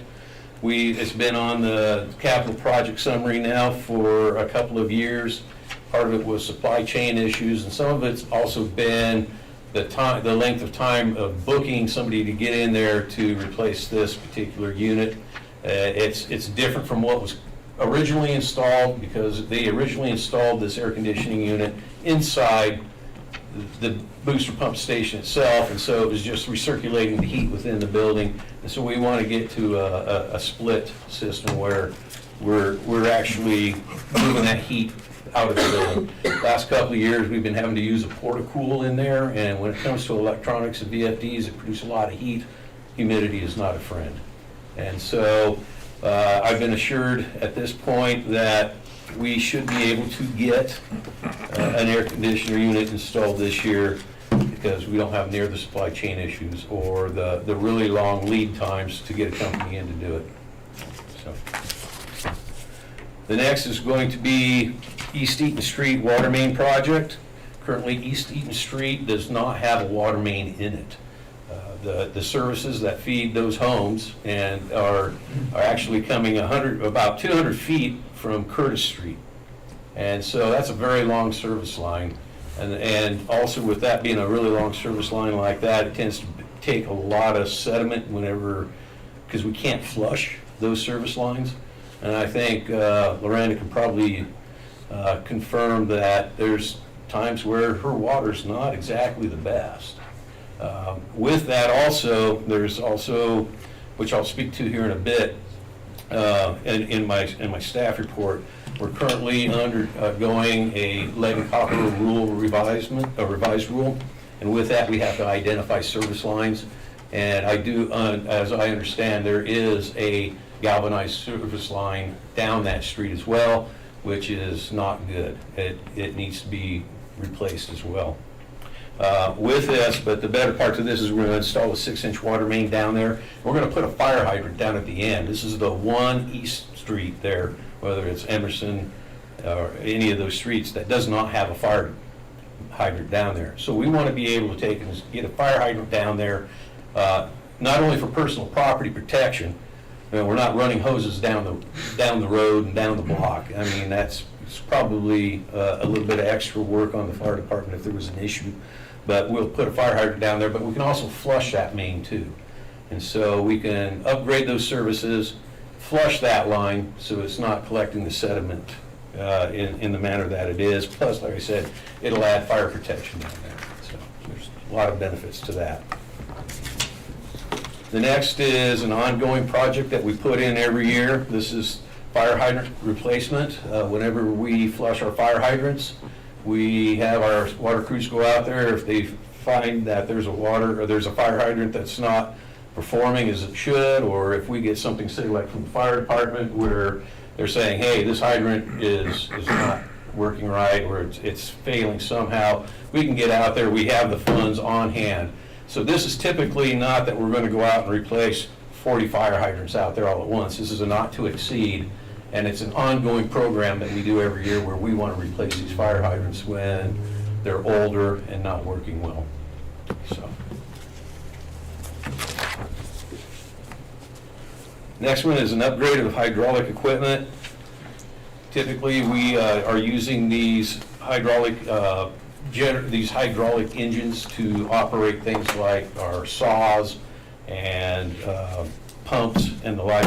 And this one here that they currently have was purchased in 2007, and everything's starting to age. So we would like to upgrade this hydraulic equipment and get new saws and other equipment that's operated hydraulically. Next is monitoring well installation. This is another rollover. We're wanting to take and put a monitoring well out in our well field and by our well field. It'll be between a CAFO and our well field as well. The reason this is another rollover was because we were trying to negotiate getting some extra wells that our water consultant at the time was trying to get us to install, be beneficial for the information. However, I've not had any luck negotiating with the landowner on getting it on that property. And the thought process from our water consultant is that if you're going to spend the money to get a rig out there to do one well, you might as well do 2 or 3. But at this point, this well's not getting installed, and so we just have to bite the bullet on this one here and just get the one well installed out there. The next one is also an ongoing project, our water meter replacement and meter reading equipment. The last time our water meters were replaced out, I believe it was right around the 2000s area, somewhere in there. And with that, meters never go faster, they only go slower, so we're losing water revenues by not being able to capture everything. The new meters that we're putting in now, I have no mechanical parts to them. They're not anything that has an ability to wear. They remain 0.2% accurate for 20 years, guaranteed. They run on a sort of what we call a mag meter principle. And the other part to this is we can also install transponders on these water meters now. So the intent is that we can drive by down a street and any water meter within a quarter mile will automatically upload to our meter reading system. The eventuality is to also get a centralized antenna where we can just hit a button and within 3 minutes we've pulled everybody's meters and downloaded that information. Another side benefit to that as well is that you can also have certain triggers on these things. So if you have a water leak, it'll notify you. And you can reach out to that customer and says, hey, your water meter says you've got a leak going on. So that will help with customers and any overages that they might experience. And also the eventuality is that with this information out on the web, the customer can actually set up an account, log in, and see what their water usage is. Sort of like what they're doing now with Xcel Energy and their electric meters. We'll be doing the same thing with those water meters. And so this is an ongoing project. We're still replacing meters and we still got some to install yet. The next is an ongoing 3-year rotation of the water department backhoe. This ensures that we have always really good equipment whenever we get out there in the field and want to start doing, if we have to respond to a water break or anything else. And so every 3 years, or every 2 years, we will take and replace our water department backhoe. We take the water department backhoe and we send it out to the cemetery, so they also have good equipment. And then the cemetery can take that, we use that as a trade-in. And so the vendor at this point gets a very good piece of equipment that they can resell, and we always have fairly new equipment that's decent. The next one is with the water fund will be the new water source treatment facility. We are looking at putting in an RO facility to help with our future water demands. And with this has been an ongoing project for several years, and so now we're moving into the next phase where there's a lot of heavy engineering, a lot of heavy design. And so this is just the continuation of our RO facility. Next one is the water fund and wastewater funds. They would like to put automatic gates on their compounds. Currently, these are manual gates. They open them up. Water department has to get up and leave and go somewhere. That compound is open for anybody just to get into. So what we would have is automatic security gates that will open and close. So just kind of keep a little more protection to our facility.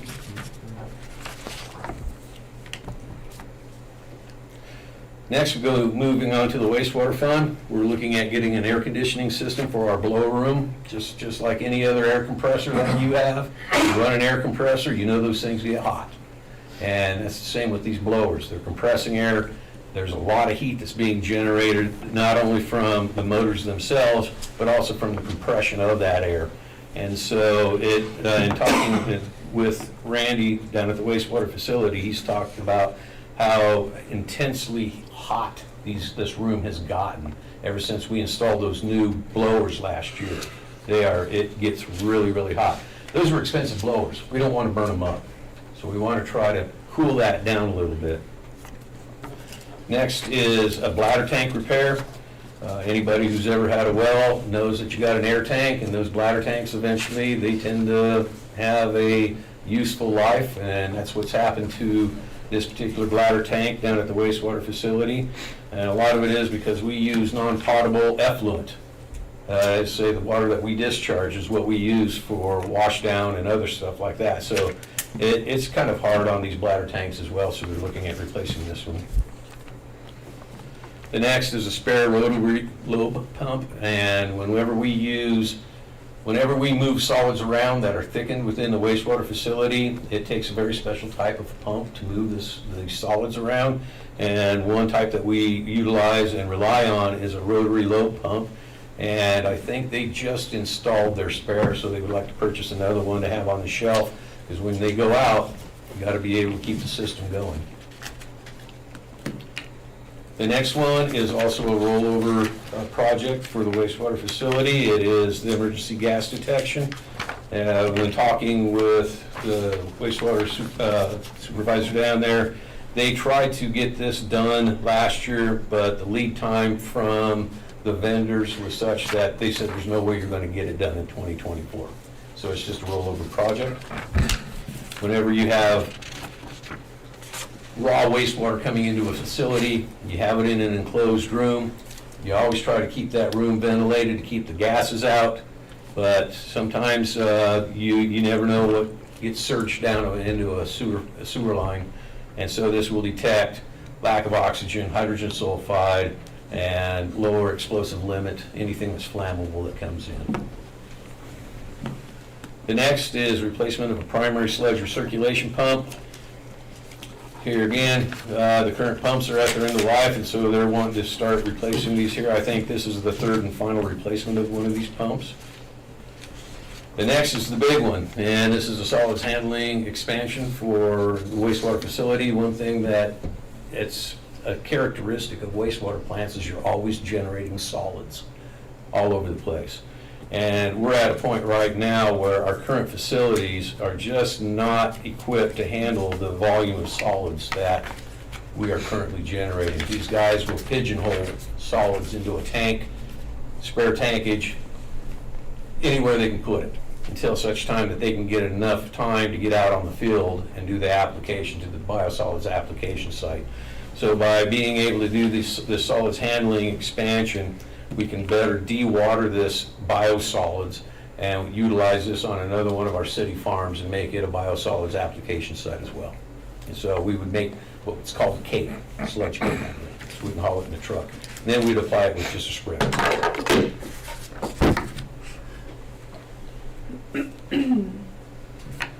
Next is wastewater fund pickup replacement. They'd like to replace the 2010 Chevy Silverado. It'll be 15 years old, and so it's been used extensively for sample delivery to the Front Range and other places, as well as going to training and other functions.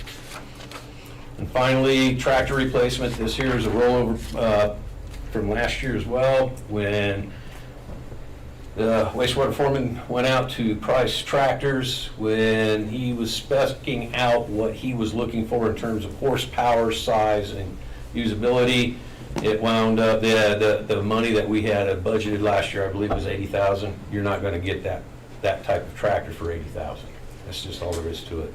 The other benefit to this as well is by what we would do with the existing tractor down at the wastewater facility is that the trash department is in need of something of a tractor of sorts, where they can actually put forks on the bucket to help unload things like 3-yard dumpsters, 2-yard dumpsters. When polycarts come in, they can use it to help unload that. They can use it to help mow large areas, as well as blade some of the parking lot and do snow removal as well. And so the tractor that's currently down at the wastewater facility, we would house over at the trash department for their use as well. And so with that, any questions? Okay. Thank you, Bill. Not as long as others, but a little more expensive. Much more exciting, too. I definitely think he was longer. Okay, next on my list is Tyler, but we don't have anything in our packet for you. Were you gonna do? No, I have no capital. Okay, very good. Nope, well, if you didn't have anything. I just didn't want to skip over you. All right, and I don't see Tad here for the fire department. Are you gonna? Okay.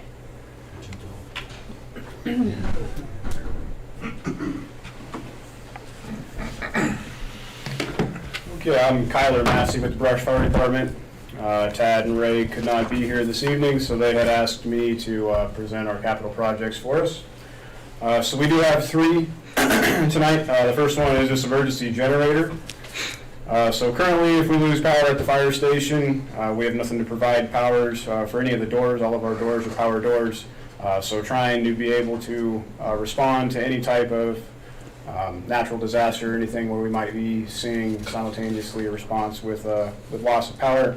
It is kind of a challenge to be able to get those doors open safely. They're relatively tall doors, and it's kind of a trick. I think we've had a situation in the past, and especially when people are responding to an emergency, trying to get those doors open without electricity is dangerous.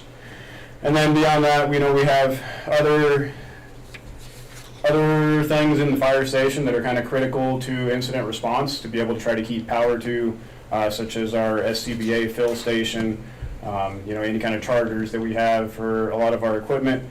And so, being able to have a backup power source to be able to continue to provide power to these things would be beneficial for emergency response. It's always a good idea to be able to keep our station operational as much as we can in the event of a power failure, just for any situations that may arise during a natural disaster. So that's the first one. Beyond that, we've got looking for a portable Cascade trailer, which would allow us to refill our SCBA bottles on scene. So currently, the SCBA bottles that we have in our air packs, we refill those at the station. And we're looking, we don't have a system in place to be able to fill them on scene currently. So as we have these longer duration incidences, we have to shuttle bottles back and forth with somebody in a pickup truck to be able to get more bottles from the station. And we have ran into quite a few longer duration incidents, whether they're structure fires or whether they're different hazmat situations where we have to burn through a lot of SCBA bottles, and it's very it takes a lot of manpower, and it really slows down progress to be able to shuttle them back and forth to fill them and try to swap them out for full ones. So if we could get a trailer to be able to fill them on scene, then we can cut down a lot of that on the workload there. Then we could also be able to hook up to that trailer directly if we're in a confined space area where we have an extended duration where there's going to be people on air in one certain area for an extended amount of time. We can not have to have them come in and out to switch out bottles. We can have them be on a longer duration tether to this trailer. And then the current Cascade system that we have at the station is approaching 30 years old and is starting to show its age. We have had some issues with it this year that we've had to have a repair tech come out twice so far and do some repairs on it. But it's starting to leak a lot of oil internally and having some problems that are just kind of starting to kind of be on the radar for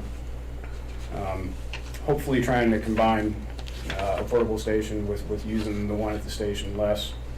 And then the current system that we have at the station, it says here that it was purchased through the Joslyn Needham Foundation 30 years ago. So 30 years is a decent lifespan for what they would typically see for one of these cascade systems and the corresponding compressor. The third one is some concrete. So the training center that we had in a few years ago, we've been using it a lot. We've been training on it a lot. We've been flowing some water through there, and there's a lot of mud that comes along with that. And so we're looking to try to continue to pour some concrete between the training center and the fire station. By pouring concrete, that's just going to give us pad to be able to have something to work off of better that's not in the mud. Gives us some place to do other things, whether it's extrication or things that we want to be able to clean up, mess easier when we're done. And so, and then it'll help us to keep us, just cleaner back there in general. And so says here we were requesting $10,000 every year for concrete until the whole area is completely concrete, again, between the training center and the pad at the end of the fire station there. That's all I have for the capital projects. Any questions? I'm not a fire person, so the SCBA bottles, is that air tanks or what is Yeah, that? so the SCBA bottles are what the packs that we wear to go into a hazardous atmosphere to protect us from smoke. And they're 30-minute bottles.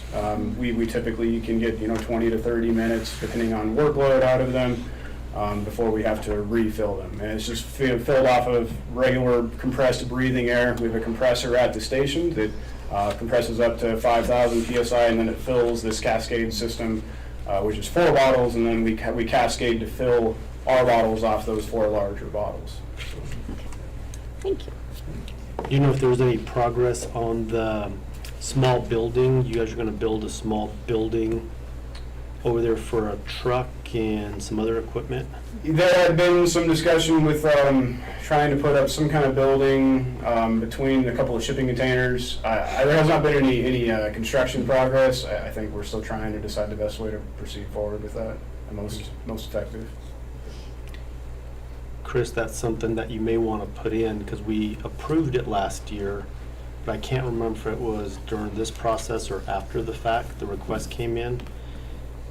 And for some reason I was thinking $60,000-$80,000, somewhere around there. But let's look and research that a little bit. We'll get with Tad. Okay. So, just so we. And then I'll pass this on as well and see if they Yeah, can. just curious if that was going to happen. Good. Right. Thank you, Cutler. Thanks. All right, Miranda Beckard. I have 4 requests to cover tonight. The first one is a rollover from 2024, which would be the Council Chambers Aesthetics. We had it rolled in, or all combined with the AV and technology upgrades here in Council Chambers for 2024. The AV and technology, of course, took top priority, and we're still working with the school district. They've got a little bit more left to do installation-wise and trying to wrap all of that up, and so I didn't really want to get started on aesthetics until we knew that all costs were in on that one. So what I'm looking to roll over is $20,000 that has not been used this year to finish the project in 2025. And then my last 3, the City Hall safety infrastructure, we've got the ballistic blankets first. We split up these 3 just simply because we thought it would improve our chances of having part, if not all of it, approved.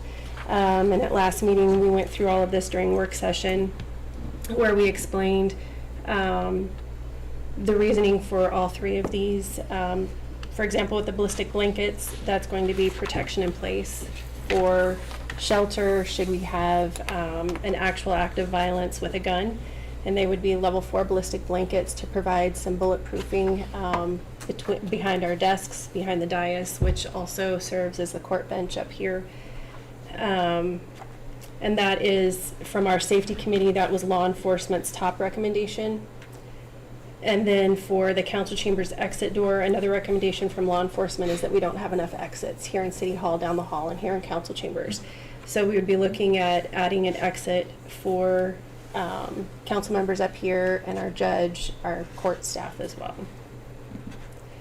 And then the final one for City Hall safety infrastructure would be silent alarms.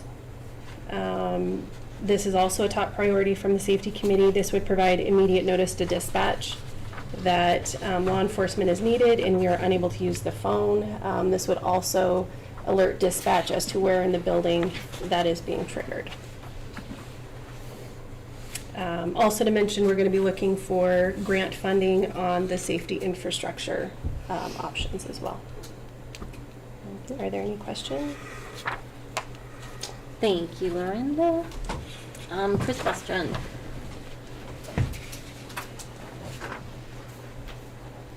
Good evening once again. I have a couple of requests this year. Both of them, I believe, are long overdue. It's time to look at replacing our current financial program with something a little more robust, something a little bit able to support our general ledger, accounts payable, accounts receivable, utility billing, and cash management. The current software has been in place since prior 2000, and the last update was in 2010. Our industry standard is you should be looking at replacing your electronic financial program every 10 years. So we are really behind the eight ball on this, okay? The new program would provide us an opportunity to streamline and be more efficient within our department with our limited staff. It also would be able to allow us to do those items that provide more of an electronic process. We'd like to see moving into the electronic arena, providing vendor payments via ACH, those kind of electronic payments and things, not only to the vendors, but to allow accounts receivable, miscellaneous invoices to be paid electronically, to allow utility billing to provide real-time payments. So customers make their payments, it'll show automatically on their account. Everything would be accessible in the ledger, general ledger. You'd be able to drill down, have hyperlinks, be able to drill down into all the other aspects of the finances. Right now, it's a little convoluted. You have to go in and out a lot of different places and times and tasks to get one item done. So I think it would just be far more efficient for staff. And also, it would provide us with a lot more data analysis for us to take a look at, so we can do some really true planning. There again, like I said, it's long overdue. We have looked at 3 vendors, Cassell, Tyler Technology, and Springbrook.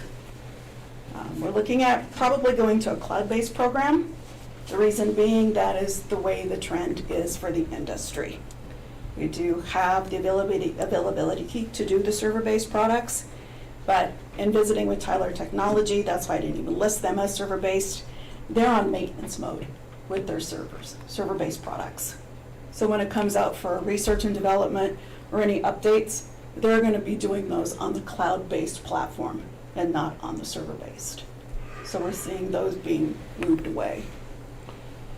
When I originally presented this and prepared this, I thought, well, the capital reserve will handle all of this, the expense. However, after really thinking about it, all of the funds will benefit from this new software. So I prorated the expense across all the funds. Any questions on that? Okay. The next item is HR payroll processing program, which would be a third-party administration. These pieces would not be included in the financial program that we would be looking at replacing. This would be a standalone. This again would be a subscription-based cloud program that would allow us to have a really good HR platform along with providing electronic timekeeping. And we would also be able to have the opportunity to do geofencing when it comes to clocking in, clocking out on your cell phones. Not only on your cell phones, but online. It will cut down there again the time of standing in front of a time clock, waiting your turn to punch in. So many manual processes that are done with payroll and HR that we would like to see that also streamline and cut down quite a bit. This would give us an opportunity to have an electronic HR or have HR in a database. Other than our database now is called Kim. So, so it'd be extremely helpful to get those platforms in place. There again, it helps to automate the process. That's the big thing. We're so manual. We do so much on paper that it just would be great to go ahead and move into that electronic arena because that's where we are. So there again, I looked at, there were 3 vendors that we did receive formal quotes and looked at their products. They are ADP, Paylocity, and Paycom, and at this point, we are in favor of Paycom. And they're all pretty reputable, and they're all very much in line with the amount that we are requesting, $35,000. There again, I had placed this in capital reserve, but it also will be expensed across the funds because they will all benefit from this particular software. So, any questions on that? Okay, that's it. Thank you, Chris. Thank you. All right, with that, we will move on to staff reports. First up, we have Tyler Purvis. I'll do a quick lead-in for the first discussion item, Tyler. At the last meeting, there was some discussion, some concerns that came up from a council member and the assistant fire chief in regards to Central School. And so, took those discussions and some of those notes back to Tyler so he could look into these a bit better. And also, between that council meeting and Friday of this last week, had another email from a council member just relaying some concerns, and so I also passed on some of those concerns to Tyler to look into as well. And also had another council member that just wanted to hear that this was going to be discussed at the meeting, and so that's why it's listed as an item here, just so there's thorough discussion. And Tyler can explain a little bit more from his perspective and also his fact finding, because I like to work more from the facts and kind of what happened versus just some that could be assumptions or some that could be partial information. I just wanted to get a very thorough report from Tyler. Also had a request to get the information out prior to council members to look at, so that was sent out Saturday morning. Yep. Because Tyler was tied up with some pretty high priority items, some that you were part of this evening. And so that's why it was Saturday morning versus Friday. So so that's in your packet, some of those, or Loranda put it part in mine, but you guys always should have received it through an email. So with that, I'll turn over to Tyler. All right, thank you, Monty. So I do have a lot of information to cover, so I do ask that council allow me to get through the report without interruption to ensure everything is communicated clearly. After I heard about and watched for myself what was said at the last council meeting, our team immediately went together to start getting all the information necessary to appropriately respond to the comments made about the department and our department staff and the project. We would also like to see the documents that, if we could, Councilor Basil was referencing at the last meeting for our records as well. Sent to council, which I'll go over briefly, were 10 different exhibits. About 5 of those were what were requested ahead of time. I went ahead and provided additional information for reference. The first one was the certificate of occupancy, which was issued by the city on September 18th for multifamily residential units on level 1. It also included conditions, which were prior to phase 2 CO, parking and landscaping plan would have to be submitted and approved, air sampling and restoration and mitigation plan for the gymnasium.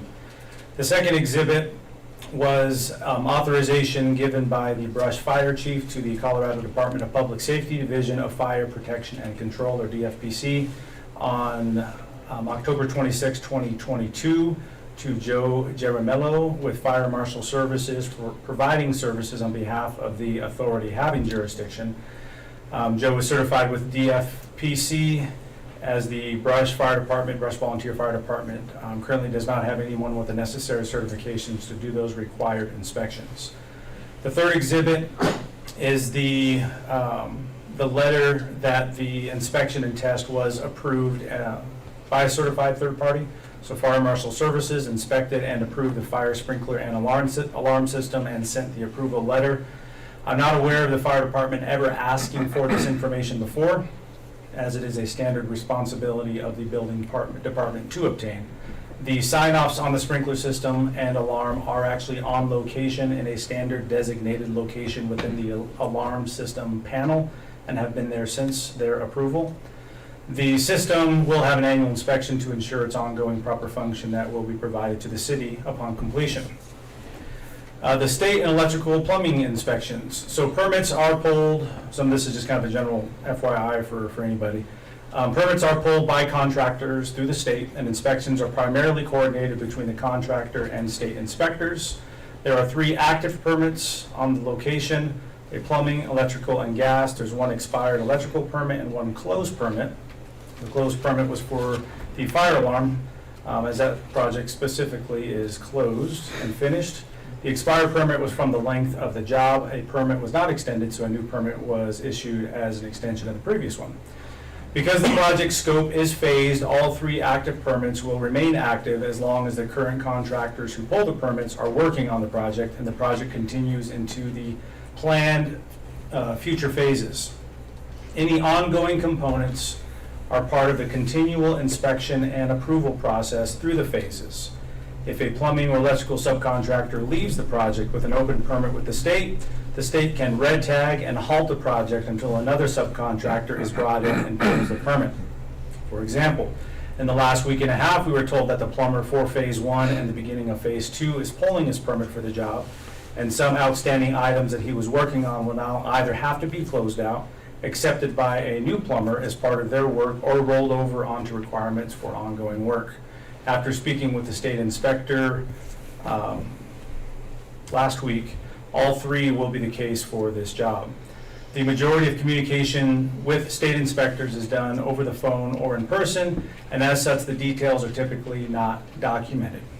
I submitted in there the notes, which to the average person can be somewhat confusing. To the building department can often be somewhat confusing as well, but not very clear. So through the inspection process, verbal information is passed primarily from the state inspector to the contractor and occasionally between the state and city staff when initiated by the inspector or the city.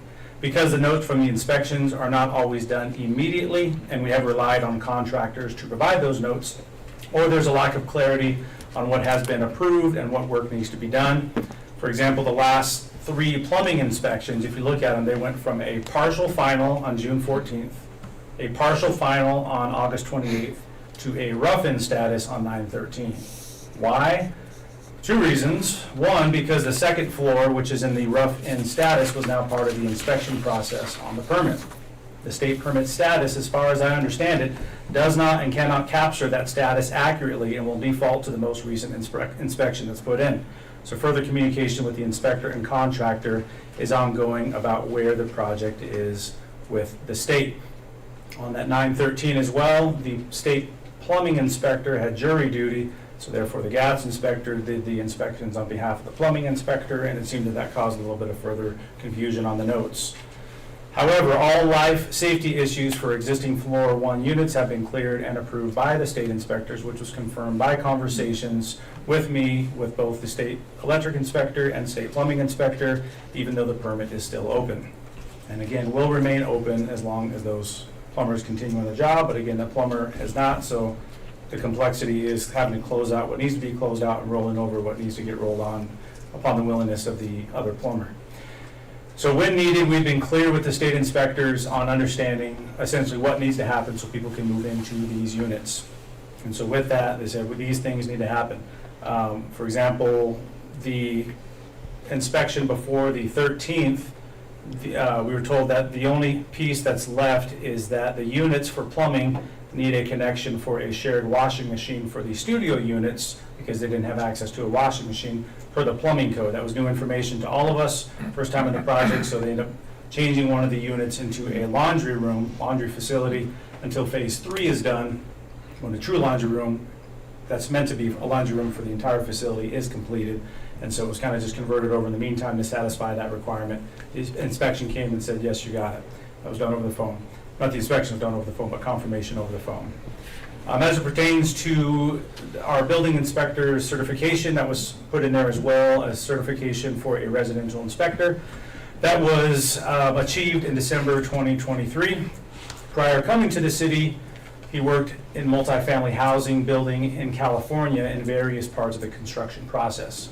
ICC codes, North City Code, require inspections done by only an ICC certified individual, but our current inspector has done a phenomenal job in his role, and we have already been working on developing a career work plan for him to continue to build on those skills and obtain additional ICC certifications, including commercial building inspector, plans examiner, and we would even like to bring plumbing and electrical in-house within Brush and not have to rely on the state for that. A third-party inspection report was also submitted. Knowing that this project was complicated and is very visible to our community, we wanted to get a neutral third-party perspective for a final inspection on Phase 1 prior to any occupancy being granted. So building inspection was done on August 22nd by RG and Associates, who the city has contracted with for over 5 years for miscellaneous community development services, including building plan review and inspections. The inspection confirmed all of our findings. Included in there as well is an inspection checklist that we began to put together approximately a year and a half ago for residential and commercial, which are reference documents. They're always a work in progress, but we also utilize the applicable steps established in our permitting process through MyGov, our online permitting system, and inspect each step in accordance with the building code requirements in light of the work being done. So if there's a framing inspection, what does code say? Insulation, what does code say? And so on. Asbestos report. An inspection was done by the firm GHP, who submitted a report dated back in June of 2022, which reported discovery of asbestos and recommendations for removal. Abatement of asbestos was done by Graham Catastrophe Restoration in coordination with CDPHE, and Abbey Environmental Management Incorporated provided the final clearance air monitoring required by CDPHE in October of 2023. In response to, Exhibit 9 now, air quality reports. In response to the city's concerns about the presence of extreme mold contaminants in the building and their impacts to their residents, the city required a mold inspection at different locations in the building.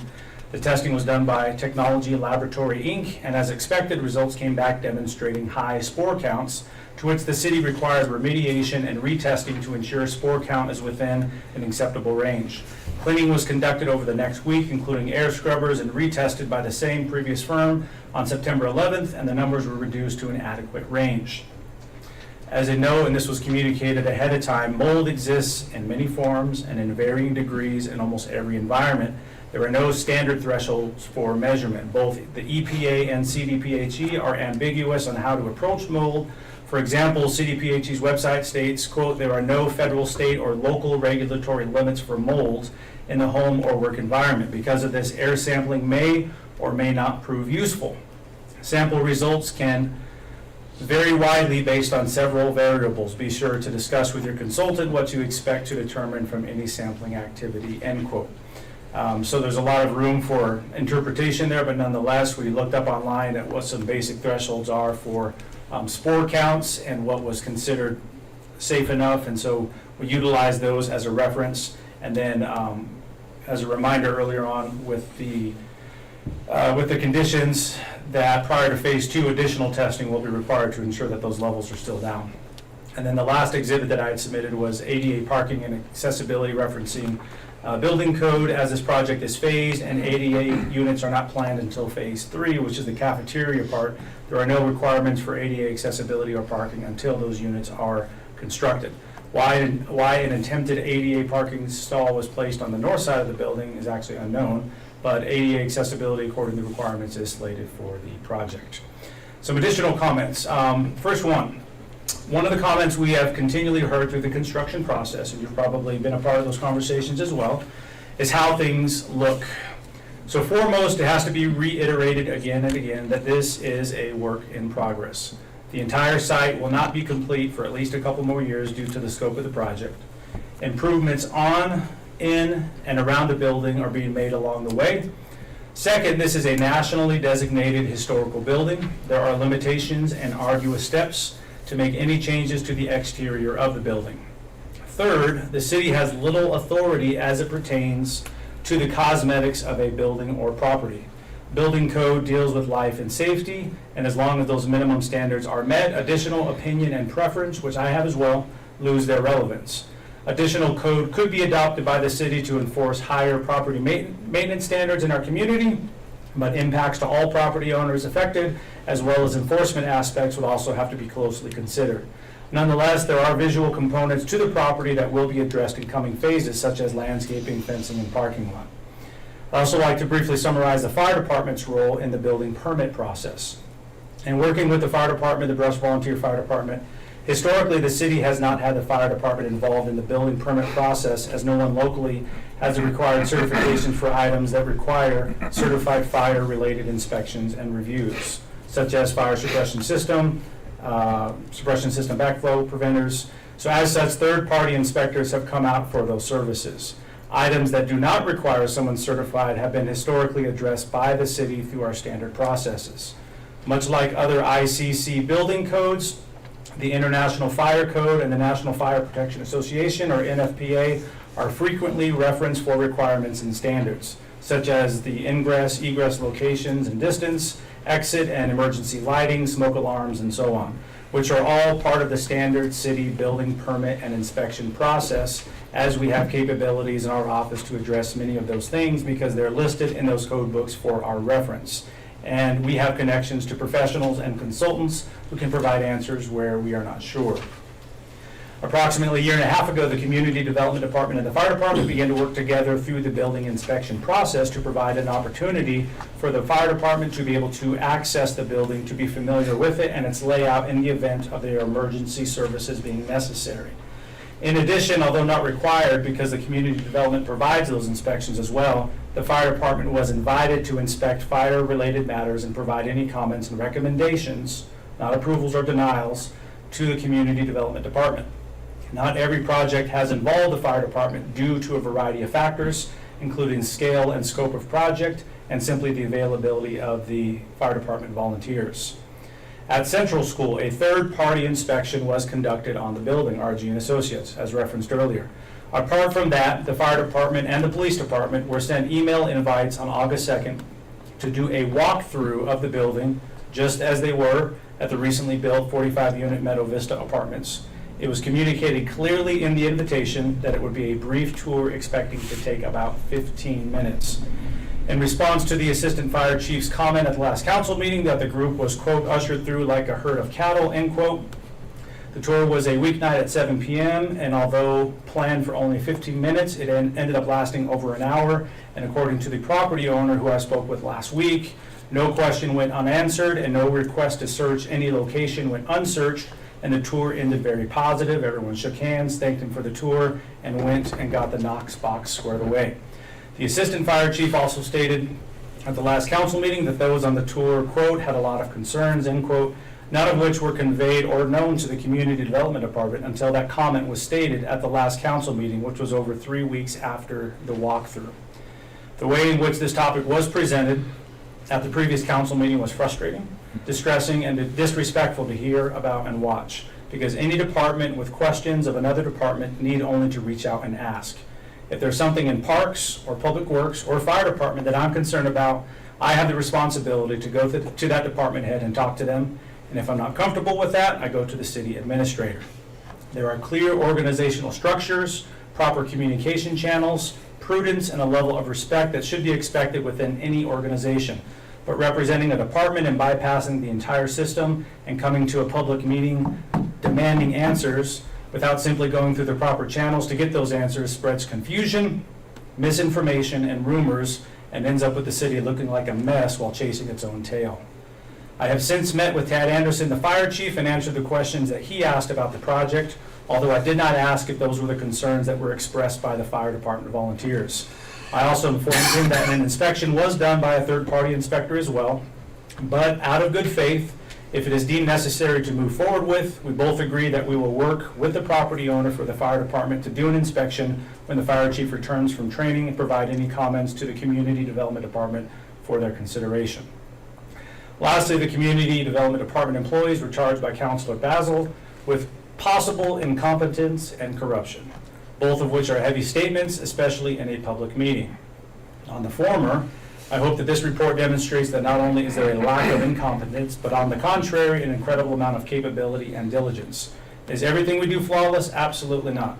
But I will be the first to tell you that we are always striving for excellence and learning ways to do better in our roles.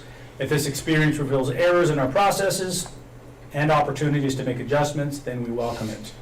On the accusation of corruption of, quote, a city employee within the Community Development Department, who is and has been identified as an investor in this project, end quote. I know nothing of the sort being true. I have spoken with all the employees within the department and twice with the employee who was clearly inferred in the statements made at the last council meeting, and all stated that they have no, nor have they ever had any financial investment within the project at Central School. I spoke with the property owner and asked him directly as well, and he also stated a clear no. I looked on the Colorado Secretary of State website at the available documents to see the names connected with the owning company and found nothing that could point back to anyone in our office. So in response, I'm left to ask who, Councilor Basil, told you that one of our employees is financially invested, and how do they know it's true? This is not an ordinary project. Central School has been a community challenge since its closure over 20 years ago. The amount of work necessary is one of the reasons why it sat as it did for so many years. There have been many challenges through the process, some of which were ones that were previously never navigated by those involved, including city staff, so answers and solutions were sought out. I hope that this information provides clear indication that the Community Development Department sought to be very thorough throughout the construction process to ensure the life and safety of future residents at the Brush Central Village Apartments was and still is a priority. Thank you. Thank you, Tyler. Thanks, Tyler. That's all I have for a report tonight. All right, that was a good one.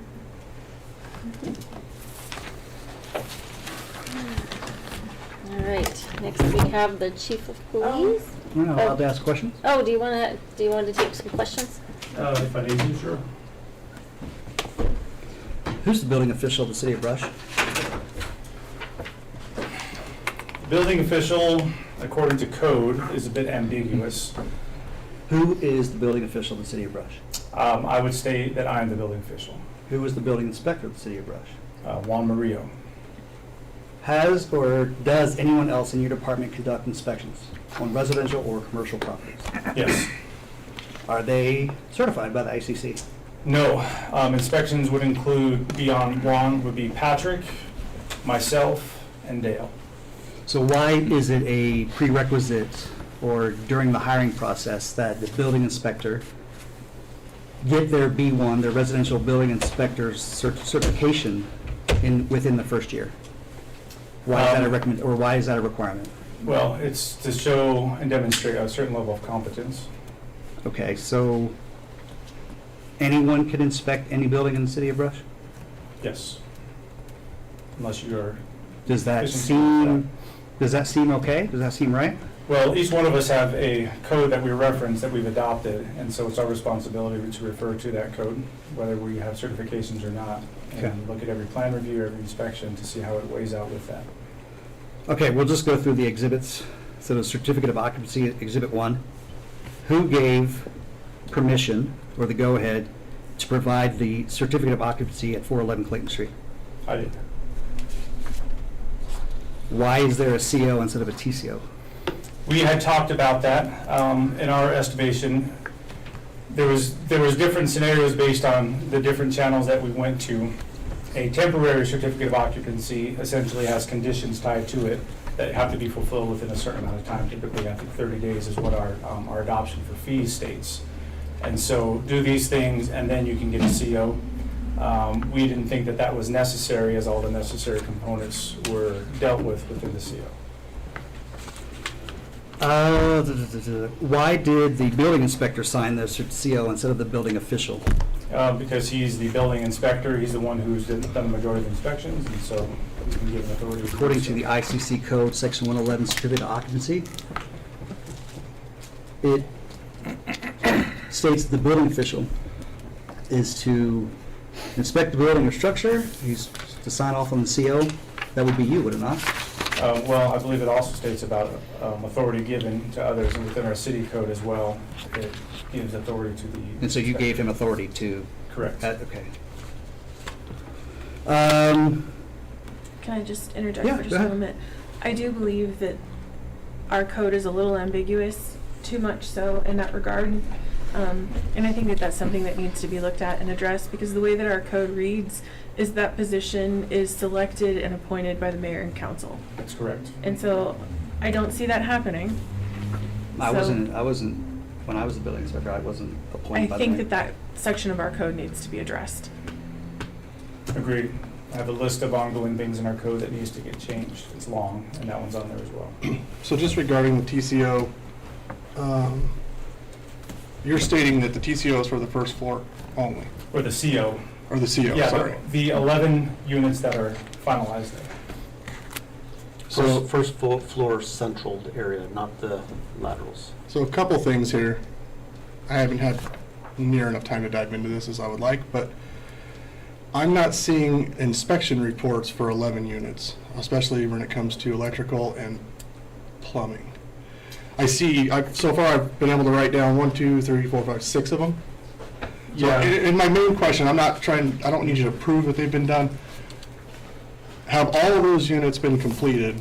Is the entire first floor of that building structurally safe, completed, completely ready for occupancy? According to, I appreciate that question because that's something that we sought clarification out. I mean, Councilor Bowser brought it up last time on pulling the door report, like why does it say a rough in and have all these different things? Typically it says final and that's it. But because this is phased out, doesn't state it on there, complete, like all this is done, that's where our communication with the inspectors has been. Because we've been clear that this is the scope, this is phase 1, this is what we want to do, we want to get people moved in. And so they've communicated with us, okay, these are the things that are remaining. We said, okay, so we would do those things. I think on the electrical, going through there, that Stephen Green put together, if you look at the different permits, and you were just looking at them, counting them up, number one, some of these units are kind of confusing in how they list them because there was original classroom numbers up there. Okay. And so I think the electrical ones, if I'm not mistaken, reference those, and then the plumbing ones reference different sets of numbers. Oh, great. But they're essentially 11 different units altogether. On the electrical, there was only one outstanding unit, and on their last inspection that they did, again, it's not clear in their notes, that's why we always sought clarification, was that last one was completed. So on the electrical side, absolutely. That one's a slam dunk because I know Stephen Green went through there. I can't remember, look at the date on it.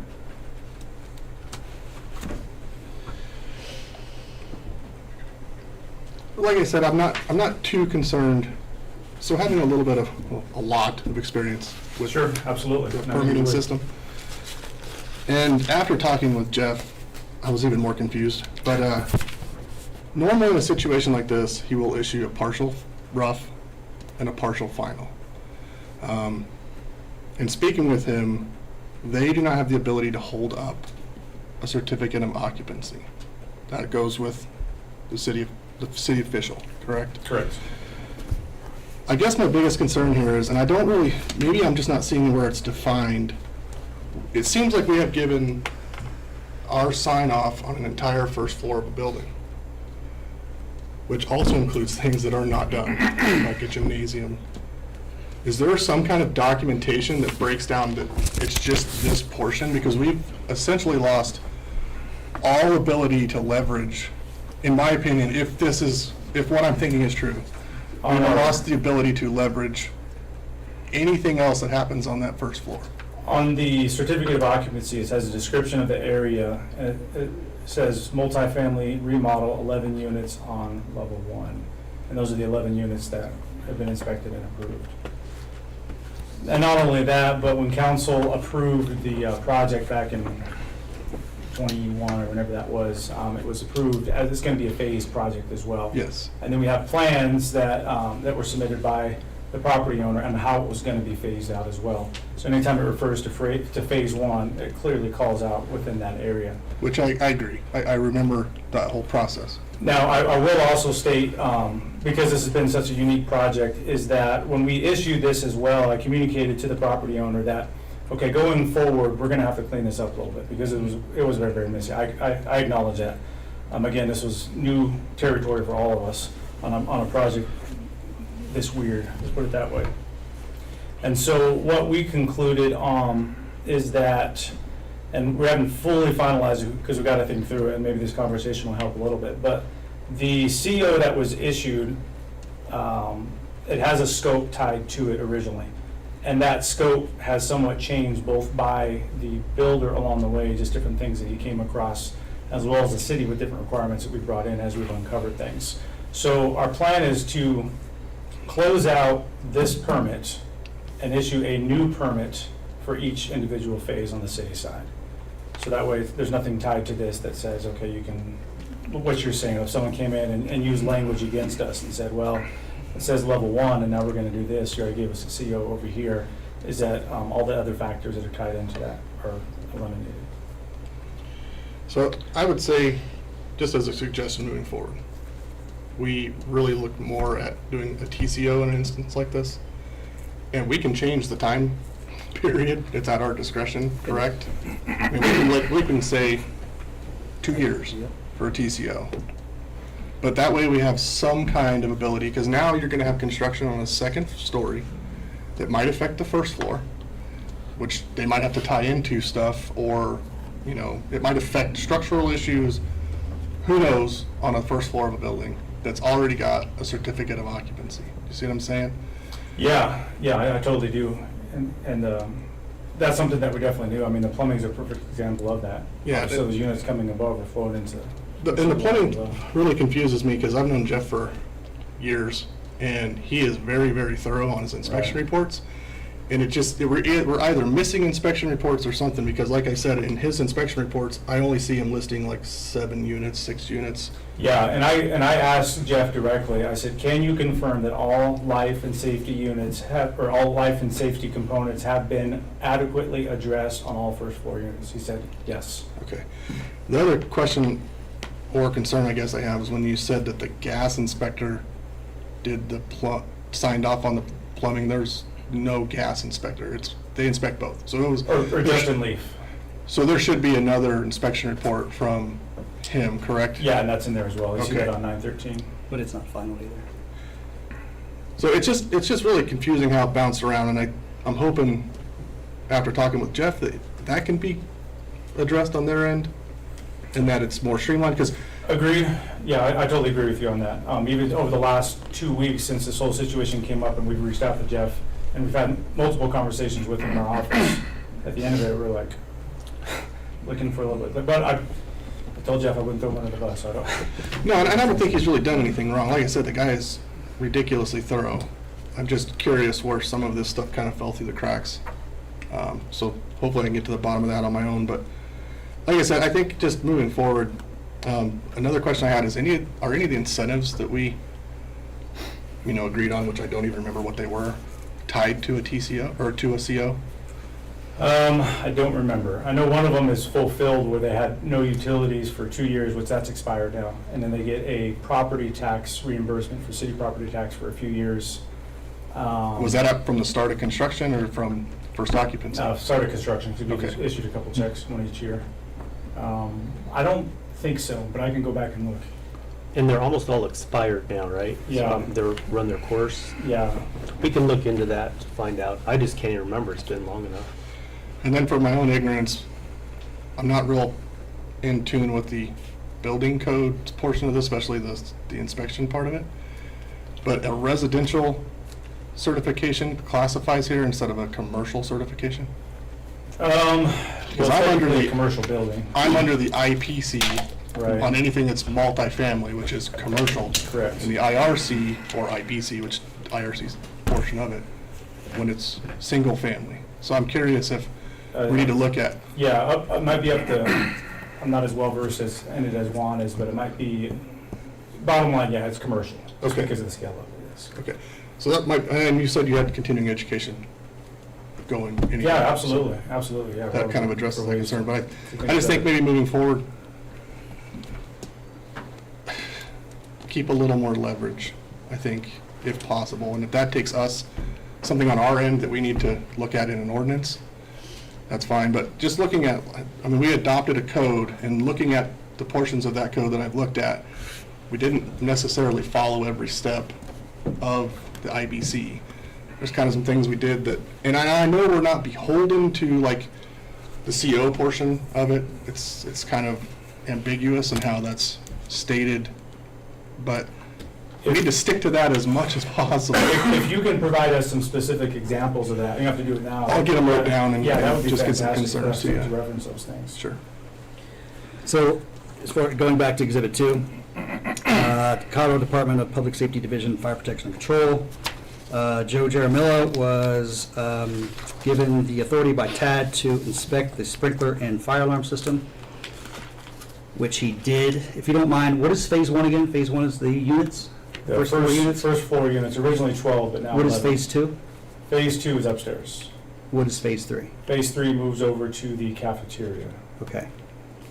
So is that entire building sprinklered? Upstairs and downstairs is, I can't remember if it goes over to the cafeteria. I know it all had to be put together as one inspection, because you can't just go a portion of it. If I can lean back, is it the entire building into the cafeteria or just the school building? Everything is stubbed. Everything is stubbed. Okay. So what you're saying is that the entire fire sprinkler and fire alarm system has been inspected? Correct. That does not translate with what you gave us, because it says this approval is for Phase 1 only from Joe Jaramillo. So if I'm a fire, I can only stay on the first floor. What's operational? Is the second floor operational too? For the fire Smoke- suppression system? You know, detector, sprinkler, whatever is necessary on the second story. Well, yes. Do you see the concern there? Yeah, I'm thinking through that, just through the construction process. I would say yes, but in light of Councilor Basil's question on his statement there from May Phase 1 only. 31st, 2024 from Joe Jaramillo. Correct. Right? So the thing is, and why why this is so upsetting and disappointing to me, is we have a single mom and a young boy in there, aged between 4 and 8. And if a fire starts anywhere else other than those first 4 units, what happens? There's no fire alarm in the gym, is there? There's no fire alarm in the kitchen or the ADA accessible area. There's no fire alarms in the second floor either. So the fire, if it's anywhere else other than the first floor, they have no warning, and there's no sprinkler system. That doesn't sit well with me. And why was it the city that okayed the phases, or was it the developer? Because it sounds to me with the mold and everything else that's going on in other areas of that building, those should have been taken care of first, because now they're going to do renovation and that's going to become friable, that's going to become airborne. How do we guarantee that that little boy and that woman in there doesn't get sick? Well, or that was- other residents get sick? Sure. So I guess in response to all of that, first and foremost, I would like to confirm on the suppression system and the smoke alarm as far as how far the operation and the approval goes. I know it says first phase there, but I think that merits clarification from Mr. Jaramillo on what that means. If it is second floor and is stubbed into the other parts of the building, why he put that I'm not sure. Can we ask the fire department that walked through the building, because they're all here? Well, I also have an email from Joe Jaramillo, just received at 7:28 p.m. Phase 1, to my understanding, is only for the apartment units. I don't know about the rest of the Phase 1. I don't know about the rest of the phases. Only Phase 1 was submitted and reviewed and approved. There's your answer right there. I think it would be prudent to ask the fire department, since they were mentioned. They were spoken about not only by you, but also by their assistant chief. And I think it would give everybody some clarity if they had the opportunity to speak, because they're going to know if what's necessary is in there or not, because they were in there.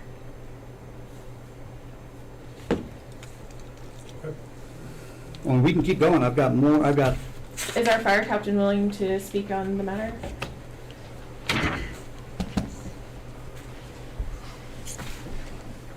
Yeah, so the 4 of us were the ones that went through the walkthrough there. The first time I went through the building was in November of 2023 last year. And they basically, I was asked to walk through the building as kind of a familiarization. That way if we had an incident there, I would have an operational knowledge of the building. I would understand how it was laid out, which areas they were working on, which areas they were planning to work on, and which areas they were not planning to work on. And then last month or whatever, when we did, from my perspective, was the same thing. An operational walkthrough where we would go through the building and we would look at what had been done, what they were planning to do, and what still needed to be done. And so we went through that, and they had showed us how they had things sectioned off and how they had the sprinklers and the fire system done. And we did have some concerns, like you said, but I don't know. I don't have any kind of regulation to kind of base anything off of, so they were just that. They were concerns. One of the concerns that we had was the security of the area. There's a lot of places in that central school where, like the auditorium, for example, there's not much of a floor left in places, and it's difficult to try to imagine how to entirely keep people out of those occupancy spots. And then the fire alarms, weren't all tied together. Some of them were like more of a residential side, whereas some of them were, tied to the panel itself. And as far as the sprinkler system, unless I'm mistaken, I don't think that the second floor was operational. I was under the impression that the second floor would be activated later, because part of the discussion was that they would have to shut the entire building down in order to activate the second floor and do those repairs. And I may have misunderstood, unless you guys... That's the way I understood it too. Yeah. And the second floor is fully sprinklered and alarmed. Okay. Yeah. So. Is it operational? Yes. But it has not been tested and inspected. Thank you, Kyler. I do have the pipe testing from Western States Fire, who did the tests on the pipe. Tyler, I understand that this has been a difficult topic for staff, for council. It's contentious. Everyone has opinions, and everyone has feelings about it. To be fair, the feelings of not being able to read inspection reports is frankly an insult to the profession of at least two of the counselors. We are all educated people. We know how to read inspection reports. I understand that we're not all going to know everything, but we just need to have, I think, a level of mutual respect for everyone involved. Speaking for the fire department, I'm not speaking on their behalf, but speaking in regard to that topic, the inspection report was for a fire suppression system. A life and safety inspection is different than the fire suppression system, am I right? Correct. There are 3 people on our fire department certified to do that. So the question is that life and safety inspection required prior to a certificate of occupancy being issued? Is the abatement report required prior to a certificate of occupancy report being issued? Because the abatement report came out a month after the occupancy certificate was issued. The documents that were provided, the RG and Associates letter isn't even dated. There's no date on that. That's not acceptable or professional. Same with the report that was done by the fire services company for the fire marshal services. He didn't even date the top of it or completely fill out the document. I, as someone who wants to be responsible for how things are handled in this city, or I wouldn't have chose to run for office, want to make sure that we're dealing with reputable companies. Reputable companies fill out their documents. And on each of those, maybe working backwards, so we noticed that as well, or I noticed that as well on the dates. I didn't provide the information, but with that we have the emails in which the dates that they were sent, so they correspond according to the times. So that, for me, that was sufficient as, okay, that's when it was. And maybe that should have been included for us to see as well. But lastly, and my point to this is, well, actually there's 2 points. We have 2 other developers that are working so hard in this city, and they are being held to an incredibly high standard. I want to know why we're not holding this developer to that same standard. Because it should be. I don't care if it's an existing building or a new project. Everyone should be held to the same standard. That's why we have a city code. And the other issue really, truly just goes to the fact that there are so many concerns and there are people living there. A child, I mean, any life is an important life, but a child's life is so important. We need to really buckle down on this and figure out what has happened here, where the disconnect happened, why we're having such a challenge with it. And I think that there's answers to all those things. I don't have them off the top of my head, just because of all the complexities and my lack of. Oh, of course, I wouldn't expect you to know everything. In all those different areas, but we, as I spoke about before, we reached out to professionals who do this stuff on a continual basis, who have certifications, who are registered with fire prevention and control, and that sort of thing to ensure, okay, this is what we're trying to do, have all these boxes been checked. And so so that's the oversight that we're providing on that, because we are not certified in all these different areas. And so all these different experts that we're relying on have all given us green lights in all these different directions. Is that life and safety inspection from the fire department one of those green lights that you need? So that specific inspection, so the certification for the fire department, those components are part of the building permit process as well, so we do those inspections ourselves. The fire department can also do them, but when we started working with the fire department, that was something that they brought to the table. The main thing, though, as I mentioned before, and them being a part of it, was for them to see the building itself so that they know what things look like, what corridors and whatever, if they ever have to go in there. But them doing the inspection is not a requirement, only because it's done by the staff ourselves. So, and this may be another issue with our own code, but our own fire code, it states that we are going to adhere to the IFC, which we've adopted the 2018 IFC, which includes, because that's right on our website. Correct. And part of that IFC code is occupancy prohibited before approval. The building or structure shall not be occupied prior to the fire code official issuing a permit that indicates that applicable provisions of this code have been met. That right there is one thing that I haven't seen be met, and we have people staying in there. Not only am I concerned for them, I'm concerned for our firefighters. And talk about a Monday night at 7 o'clock, they're all volunteers. They have to come when they're not working. So we can't be putting this back on a fire department that's not even paid. Like, that's not okay.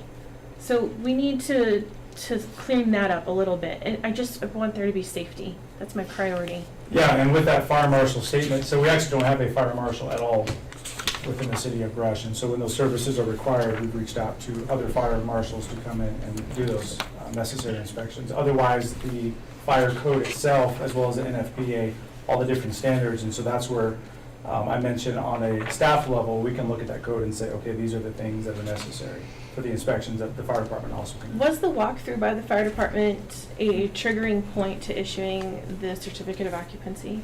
No. Why was the certificate of occupancy then issued the day after they did their walkthrough? Just coincidental. Wasn't there a life safety inspection scheduled by someone with the city, with the fire department? And it was canceled after I brought up and the fire department brought up stuff? So, first of all, you're saying that anybody can inspect, right? But you're also saying that anybody can do life and safety inspections? Well, with the code. You're saying your absolutely. staff did life and safety inspections, or they're qualified to do that, right? Correct. They are not. Well, qualification, again, is not required by a certified person to do it. It's having your code and referencing that as to what the requirements are. I just read you the code that says that they need to be certified. We have 3 firefighters that are certified. But that's not that certification that it's talking about. Okay, I think there needs to be some more fact-finding, for sure, but the biggest concern, and I don't really think that this needs to wait until the next council meeting. Maybe there needs to be some more emails and some more communication. Our responsibility as elected officials is to our residents. We have people staying in that building, and we do not know for 100% fact that it is a safe place. And if sprinklers are not operational throughout the entire building, a fire doesn't pick and choose. And with the type of building that is, it's going to rip through there really fast with those open spaces. The ceiling, the walls don't even go up to all the way to the ceiling. There's no fire protection. They tell you close your door. They tell you to close your door in a fire because it keeps you safe from the fire spreading into that bedroom and gives them, the firefighters, time to get to you. If those walls aren't even going up, how are they going to get to those people fast enough? And it's not going to be a good day if my husband or any one of our friends are the ones that are going to perish in a fire in there while they're trying to save somebody. It needs to be fixed. Well, I'm speaking to that, so between the 2 floors, there's 12 inches of concrete or so, with proper fire blocking between the 2 of them, that meet all the necessary fire codes there. As far as egress goes, when we had the third-party inspector come in, the fire part was another part of it that they were looking at as well, ensuring that all the proper fire steps were met and were established within the building as well. Who did that? I'm sorry? Who did that? That was RG and Associates. RG and Associates did not inspect that building. They merely did an observation. And how do I know this is because, and you guys should know, is that code speak, code talk is very, very careful of how they word things. Should means might, could, will, shall means required. Juan, we looked at the building at 411 Clayton Street to give my perspective for issuing a temporary certificate of occupancy for the first 4 units in the central part of the building. Each unit will need a final inspection to ensure it meets the IBC, since most units had some finished work to complete. Then he lists 12 items that need, 12 correction items. This is not an inspection. This is an observation. This is a walkthrough. He looked at the building. Had he inspected the building, he would have spent a lot more time, a lot more money, and he would have given you a proper formal report, inspection report. But he did not do that. So my question to you is, have each of those units in that building been inspected to ensure IBC compliance? Yes, By who? by our building inspector. He's not certified to do so. How does he know? He's got residential experience and residential certifications, but he's not an IBC inspector. But it's not required. And there's your problem. Well, we're working on it. You're working on it, but you're putting people's lives in danger in the process. And that's why we brought in all these extra parties to ensure that we were doing things. But these parties are telling you with their own words, they didn't inspect anything. He looked at it. Has there been a back T test? Do you guys know what a back T test is? I'm familiar with the back T test. Has one been completed? Yes. So hold on, Tyler. No, it has not. I talked to the Hold state on. inspector Enough's today. enough. Enough's enough. So This is unbelievable. no, what we'll do is, if you have those concerns, David, come in tomorrow. We'll go all over. I've had these concerns for months now, and I've talked to you about it too. Right, and I gave you the answers, but you didn't give me haven't answers. You didn't give me answers. Then come in tomorrow and we'll go through it. Yep, I think it's time to move on. Why can't we talk about it now? I did turn and address my comments to you, Monty, because per our code, we are supposed to come to you. I would like this addressed. I really would. It doesn't need to be hashed out in a public meeting. It does, because the public needs to know what they're getting into. It needs to be discussed with staff. Staff's done a really good job to this point, haven't they? I think, though, the council wants purview on this, and my question then would be maybe to Dan or even to you, Monty, for council to be able to discuss this. It does have to be a public meeting in order for more than 3 of us to be present, doesn't it? Yep. More than 2 of us? Or does it need to be a, Dan? 3 or more you need to have a meeting. Yeah, it does need to be noticed with 3 or more of you are speaking on official business. It sounds to me like Tyler's report addressed some concerns and maybe there's additional issues there that need to be looked at. And I'm also hearing that time is of the essence here. So let's have, I would recommend that we have any concerns transmitted to Monty and then reviewed and addressed by appropriate staff. And it sounds also like we need to look at our code requirements about who is qualified and who is not qualified.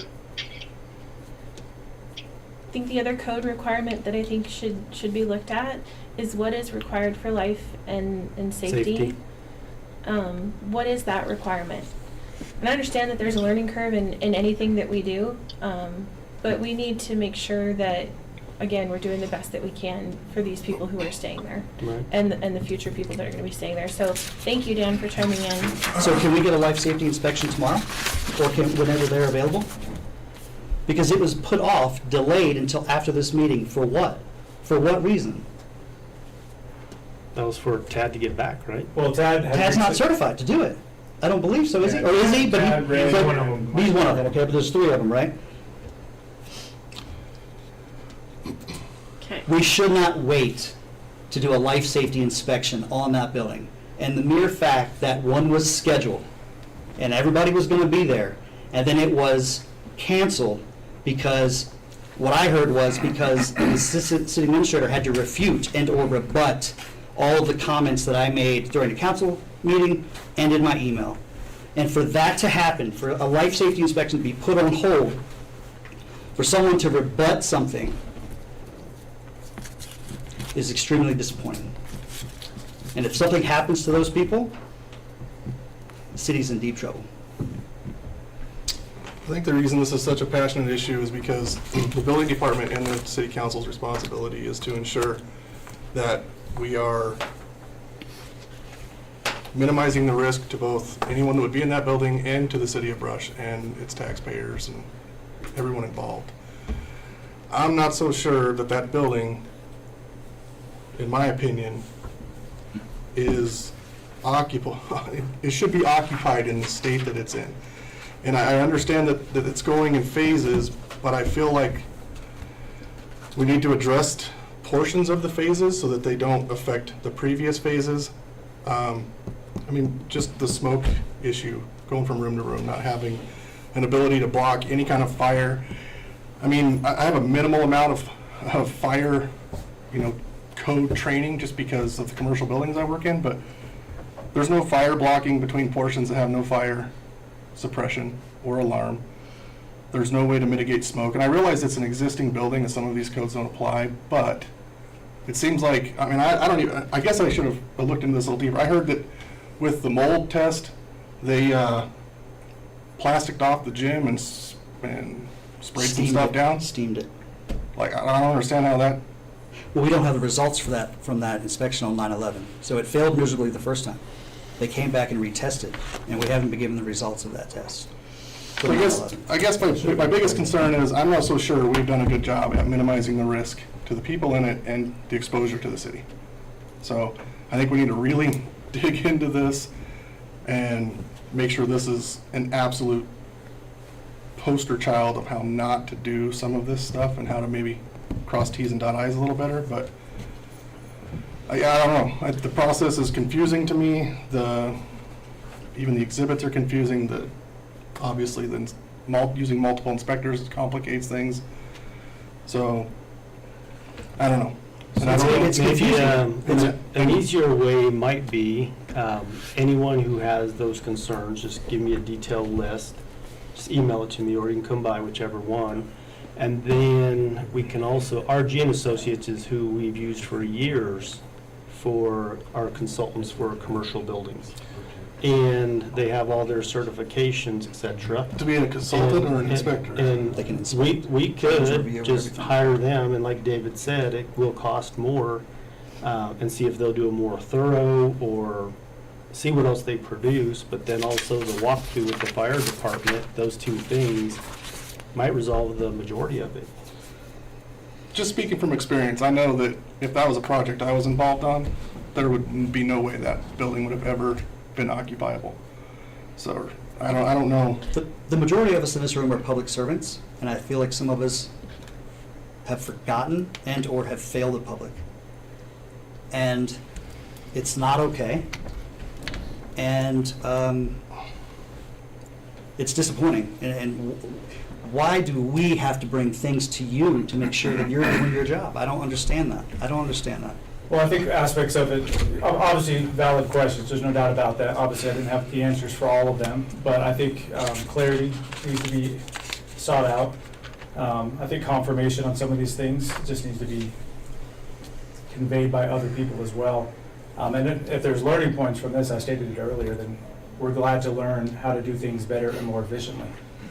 New project, again, under the, we brought in everybody that we had relied on to provide the guidance, and this is the path forward, go on it, and so we took them at their word.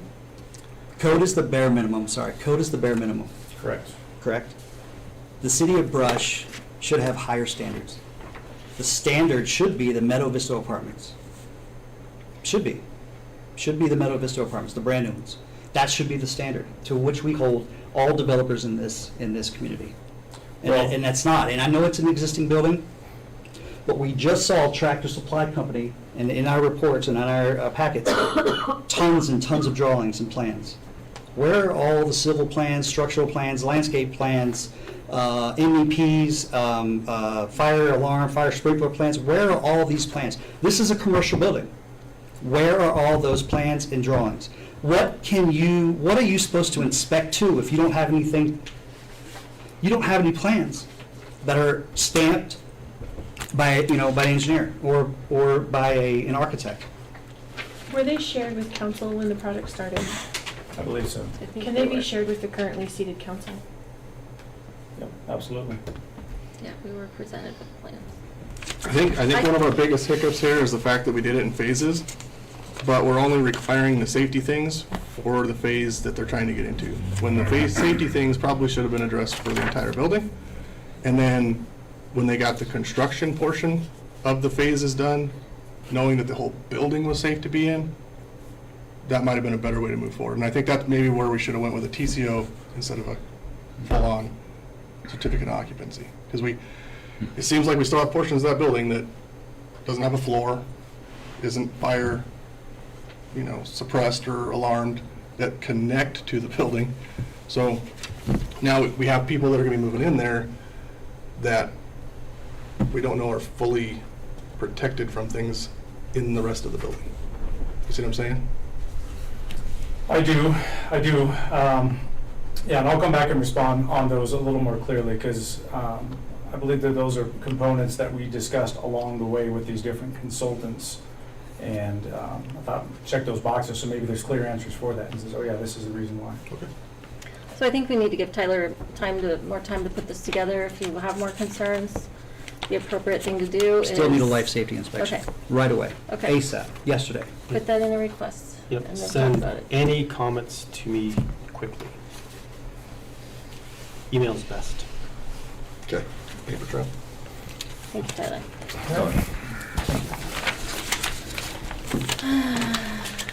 Chief of Police. Raymond.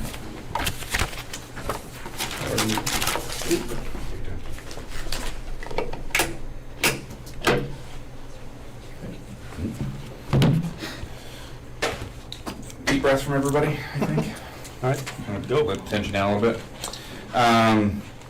I used up a bunch of everybody's air earlier for the cow plant, so I'll make this relatively quickly. First downer, we did lose Aaron Arndt. He is taking a position with Loveland PD. So want to thank him for the 6 years he did provide the police department. He did a lot of good things for us. Showed tremendous growth within the last year, so it's hard to lose somebody with that, but he did great things here, and the only thing we do is hope for the best for him and his family. We actually do have 2 officers looking at getting onto the current Northeast Regional SWAT team. Both tested well. We're just waiting for final notice of whether or not they're going to be on. Excited to have a couple more members on the team to show brush representation with them. Next, we actually had our legal update, and something that impacts pretty much everybody. Legislation is passing so that you or anybody else can no longer use a cell phone in hand while in car. That means not only text messaging, but also calling. It's now a requirement that you have to have a hands-free device on there. So I am awaiting to find out if that's a secondary offense or a primary offense, meaning if it's something that you have to have bad driving and then that leads to the stop, or it's something if you see somebody driving around holding a phone up that's possibly distracted, something we can enforce. So want to do a big push to get out there because everybody does it all the time. I'm sure most everybody in this room has seen countless people driving around talking on the phone with the phone up in front of their face. So I know there's going to be a big push statewide for it, but I figured it'd be a good opportunity to kind of let everybody know that that's coming, and hopefully that will help impact driving and hopefully make the roads a little bit safer for everybody. When does that go into effect? January 1st, 2025. We sent, with losing Aaron, we did also lose one of our field trainers for our officers. We did send Takaya Dabbs, new officer, with us to FTO training, so she just got certified, so we're excited to have her be able to jump on board with training some of the new people, specifically Rebecca Turner that graduates on December 6th. So.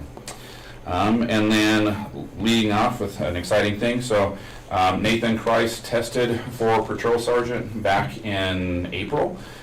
Did really, really well. It was a very close contested race. because of how well he did and as close as it was for it. So I'm promoting him to patrol sergeant starting November 1st. So we'll again likely do some kind of ceremony for him in November. I know he's got some vacation time coming up, so we'll probably have to work around that. But we'll put out a notification for everybody who wants to come in and watch him get sworn in as a patrol sergeant. We're super excited for him. He's got a lot of enthusiasm for only less than 4 years of overall experience. I think he's going to be a great position and help lead the people that are below and coming on the way up. So I don't have anything else. If anybody has any questions. I think there was a staffing question earlier. I know you said that you have 2 CSOs. How many positions are you down department-wide? With losing Aaron, I believe it puts us at 4 openings. So we were at 3 openings, and then obviously a sergeant position being down. So we do gain a patrol sergeant, but yeah, it puts us back down at 4 total. And is that like really a struggle right now? I know a lot of people are back from all the baby leave. Yeah, no, nobody's having any more kids right now, so that's a benefit. We're kind of bare bones. I mean, at this point in time, we do actually have enough to cover 24-hour coverage. We do have a day shift, a night shift, and then when everybody's healthy, vacation stuff, we do have coverage that's overlapping the 2. But we did actually have 2 officers go out with some injuries this last week, and it pretty much between 2 officers going to training and then 2 getting some minor injuries and being out, I had to cover half a shift. So does that need to go back to a conversation that we previously had about incentives and trying to keep officers? Do we need to have that conversation again? I think partially that, and I think the other part of it is creativity and just recruiting. I think the city right now is paying a good wage. I think, obviously taking, inflation into consideration, obviously everybody could always make more money, but I think even from my staff's discussions, everybody seems to be making money that's relatively comfortable for the area that we're in. I think some of it just has to be a creativity on recruiting to people to come to Brush. It's easy to be Denver, because obviously Denver really don't have to promote Denver, and like Denver has all the things to do, all the activities and things like that. It's hard for us to convey what I think makes Brush Police Department important, because as I think, we're a family net, and it's hard to convey that to people that don't know me, that don't know my staff, that don't know the community. It's a matter of getting that recruitment out there to, hey, you want to come work for Brush? You're not going to make as much money as some other places. We don't have a huge amount of opportunities and secondary opportunities for within the department, but you have a very close-knit group of people and team that are supportive, that are caring, and will do everything we can to help take care of things. So I think incentives help, but I think recruiting inside of us and coming up with some creative ideas is probably a bigger thing. I think it would be worth a work session as we are looking at a 300-unit housing development. We have new businesses coming to town. I think it'd be worth a work session so we can see what we need to look at. I want to make sure we have good staff for our police department. Is everyone okay with that? Sure. Is the yellow house on County Road S, Mill Street, is it still being used as like a soft landing spot for police officers? It is. We don't currently have anybody in place, but yes, it is. Okay, perfect. Do we do any kind of like exit interviewing for officers that leave, just so I feel like if we had like a baseline of information to go off of why officers that were trying to come here don't come here and why they're leaving. Do we have anything like that we can track? I know we do exit interviewing. That's for Kim. I will use Aaron. Aaron is a prime example of I wasn't in any negotiation capability. He vocalized that he was testing with Loveland and gave off 4 or 5 options. I was like, I couldn't compete. One, it was he's from the Loveland area. Him and his family wanting to move to a bigger area. There wasn't a lot of opportunity to convey that. But yes, most everybody that does, I think, do some form of exit interview to kind of explain. Maybe it might be interesting to just kind of get some of that information compiled, just so that if it's something city council can address, we can help. And I will say, we do have some incentives right now. We do have a $10,000 sign-on. I feel like we've put together a pretty good package for police officers, but I'm just curious where we're falling through the cracks a little bit, so something we can shore up at night. And it's a nationwide problem. Yeah, I understand it's a pretty hostile job right now, especially in Colorado. So. And that's a lot of the feedback. Sure. Just the police rules. too much Some sometimes. young ones, their families decide that they don't want them in that field, and I can't. Yeah. Thank you. But I can put stuff together. Kids, Thank you. no one's having babies, chief, you probably shouldn't have said that out loud. You know that. That's on you, man, that's on you, Chief. Better knock on wood. Do we have anybody from the fire department that wants to do a staff report? Anything else to report on?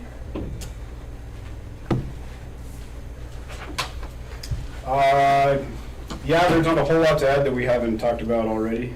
We are maintaining pretty well good recruitment this year. We've been able to bring on probably, 5 or 6 new members.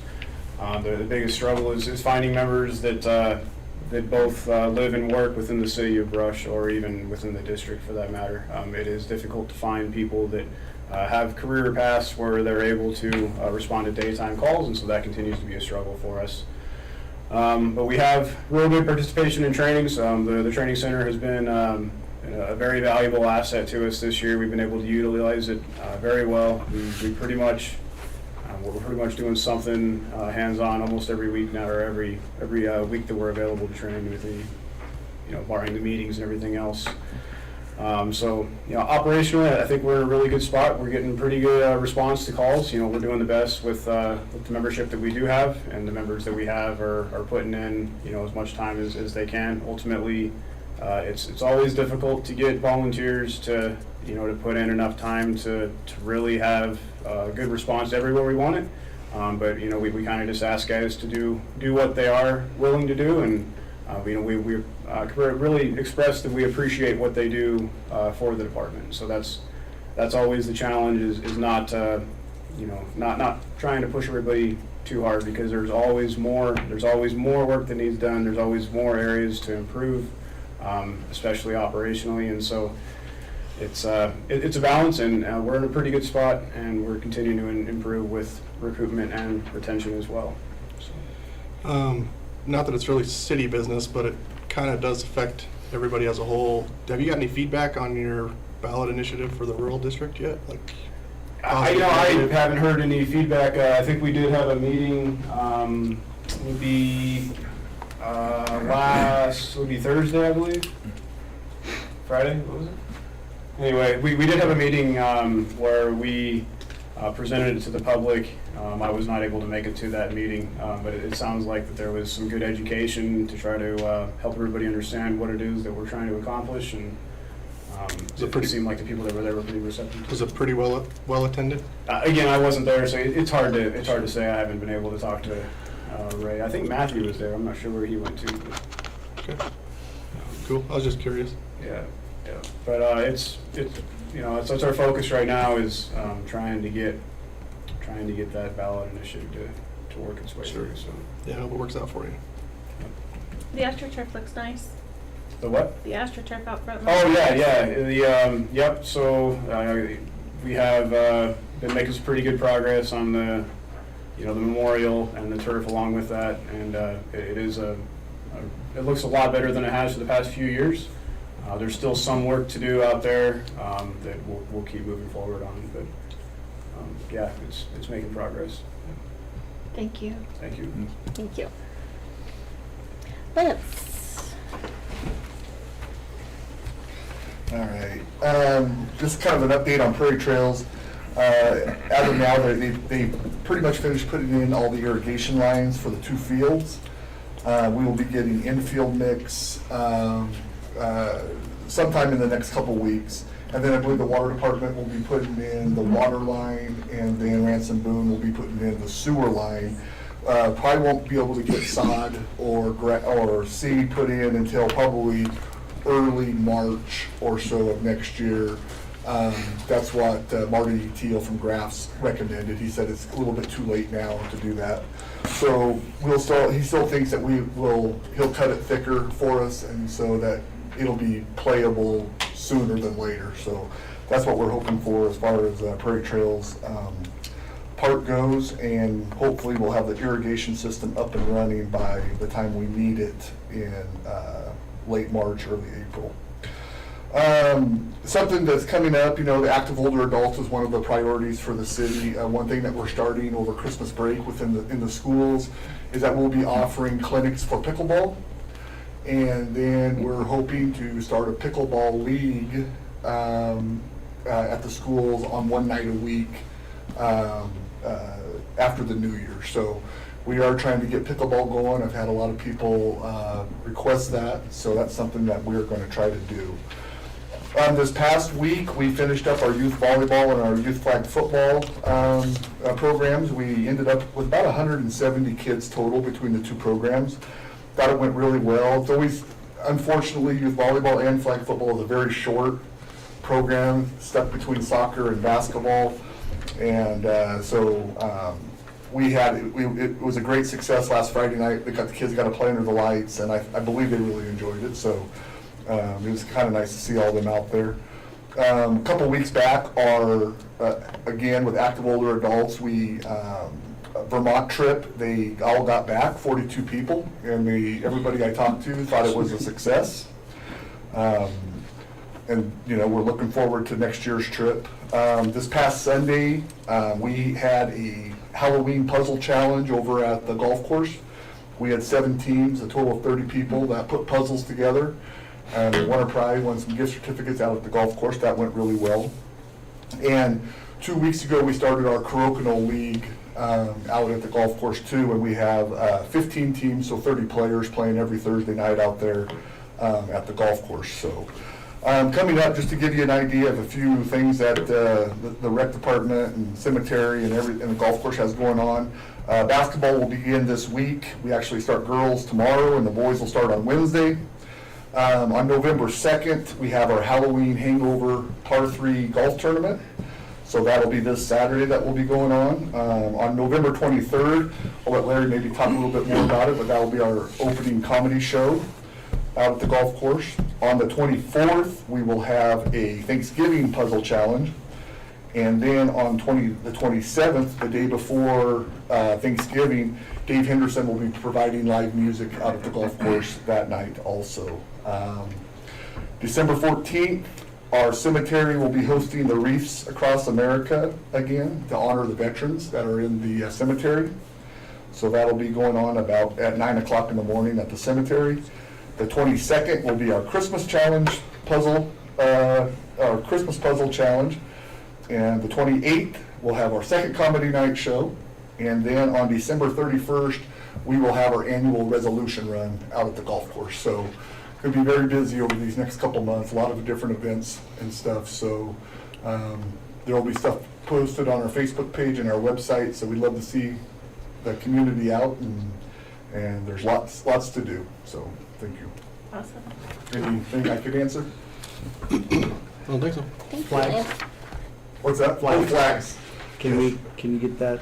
I think when I talked to other coaches, one of the main issues was the football flags, the flags themselves. And I don't think I ever mentioned this at the last council meeting, but Trey McBride plays for the Arizona Cardinals. Yeah, he donated a whole 2 or 3 boxes of flags and footballs right towards the end of the year.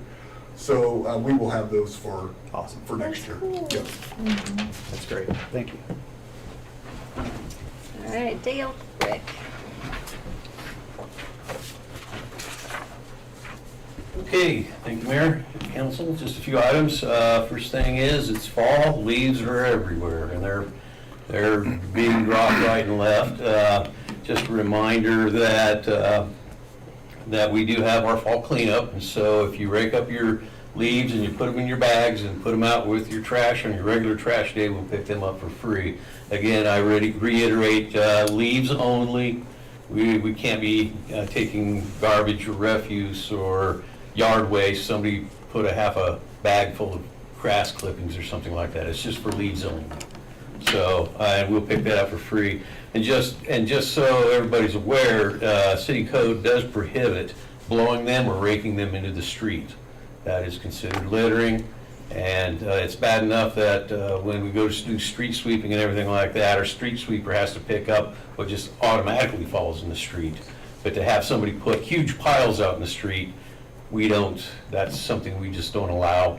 I know other communities want you to do that. And they'll go around with a leaf vacuum and they'll vacuum up all these leaves for you. We don't have that capability. And the other thing is, we are expecting precipitation here in the next couple of days, and when people throw all their leaves out there and they plug up the storm drains, then we've got another complaint on the hand there. So just remind people that leaves, we'll pick them up for free if you bag them and set them out with your regular trash. Next is there is an EPA requirement out there that's really hitting a bunch of deadlines right now, and it has to deal with lead service lines for water systems and customer services and such. And so one of the deadlines that we had to meet earlier on October 15th was a lead service line inventory, where we go out and either through knowledge or building records or anything along that line, where we actually can identify what service lines are made of, whether they're PEX or whether they're copper. The two that we really are concerned about is galvanized lines as well as lead service lines, keeping in mind that city code definitely specifically says that the property owner is responsible from the building to the main. But the city, as a gesture, we will take care of everything from the main to either the curb stop or to the meter pit itself. Because even though it's the property owner's responsibility, we don't do anything, we don't charge them for it. We don't want the weekend warrior out there digging a hole in the street trying to fix a line. So we'll do that ourselves as a courtesy. So one of the things, so we did turn in our lead service line inventory, but there are what they call a category called unknowns. And so we have to notify those people where we've asked community members, hey, can you go look and see what your service line is made of? Well, how does it look when it comes into your home? We'll open a meter pit, we'll take a look. And so we do have some out there that's called unknowns, and we're going to have to notify them publicly, door to door, with knockers. And so it doesn't mean, it's not a panic thing because it's an unknown. It doesn't mean you got a lead service line. It just means that we don't know what it is. You haven't identified it for us. And so we're going to let you know that we're going to be coming around and visiting with you, try to determine what your service line is made of. Once we find where lead service lines are or galvanized lines are, if it's on that side that the city does as a courtesy, we have to reduce those by 10% a year.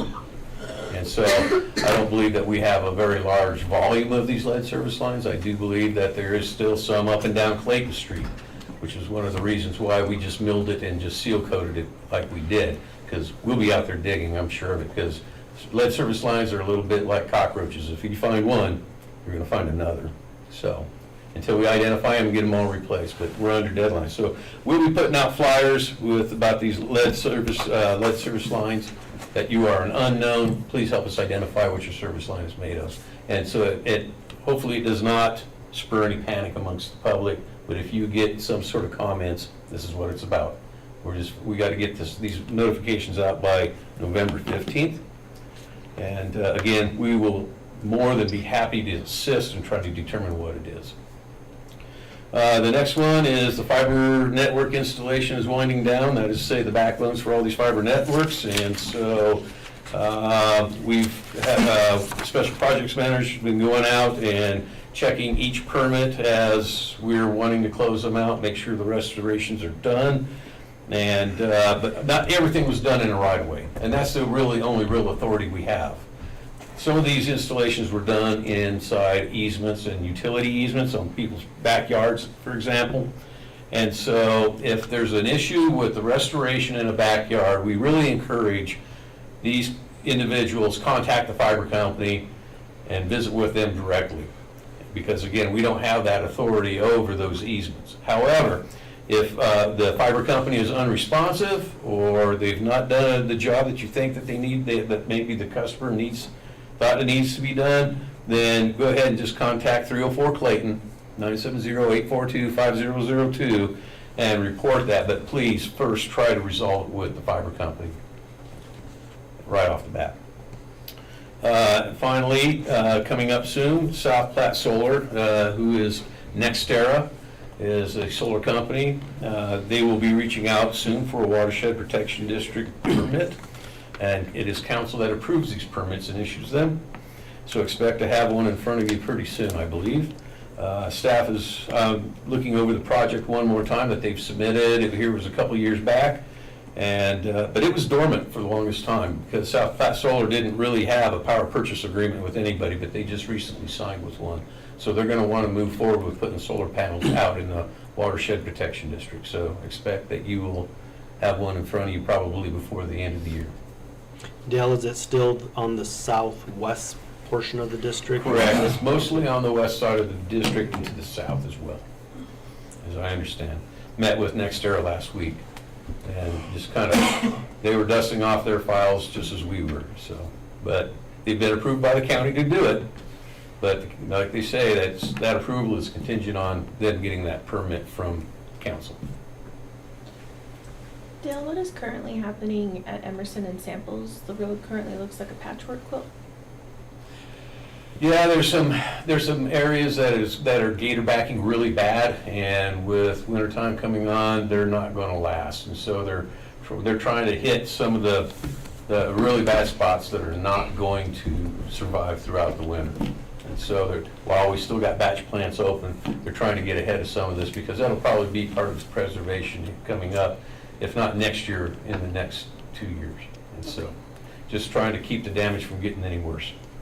And there's several spots throughout the city that they're working on. We made great strides in getting a lot done this year. We plan on having to do more next year, so. It just wasn't clear what the project was because they cut a hole, fill a hole, then they cut a hole right next to the other hole that they just filled, and then fill that one. And it just kind of kept happening right there, and there's still cones, and there's been cones, and people are running over cones, and. Yeah, there is a laydown machine out there in the equipment yard.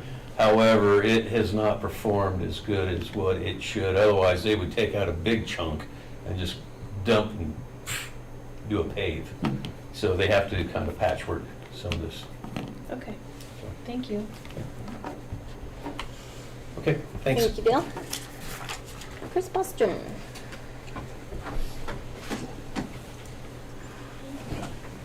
Mayor and council, I just have one quick little reminder. The next item on our budget calendar is our budget retreat.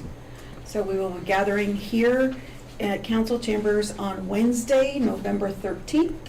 Retreat will start at 6, but normally we do, I think traditionally you have a meal before that. So if we can gather before then, that would be great. So looking forward for that. My first opportunity with you all with that. So that's all I have. Very good, thank you. And Miranda.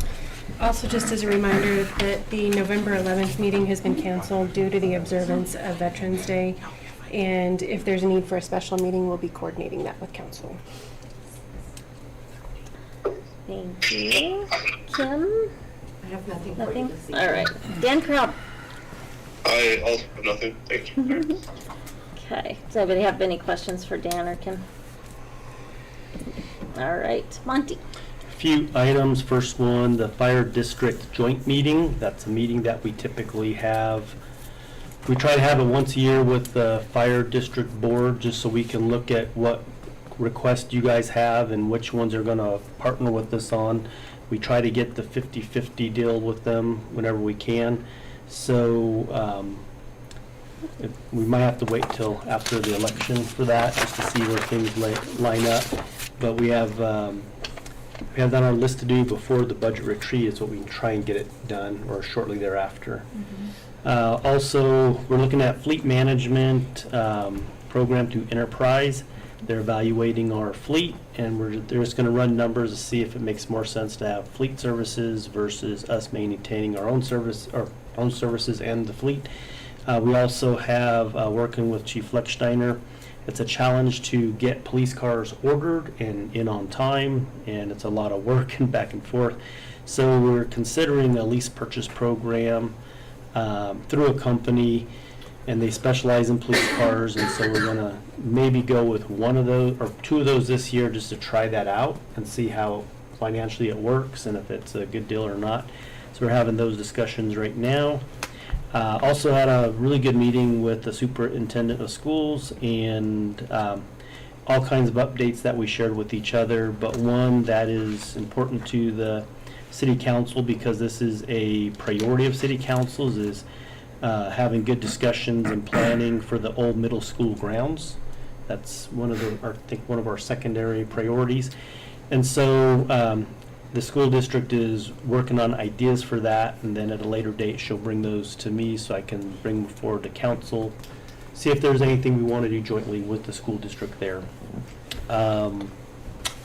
Other thing is Tyler led a really good economic development stakeholders group meeting today. Talked a lot about childcare. That's another priority of the city councils, is starting to look at potential sites for a child care facility.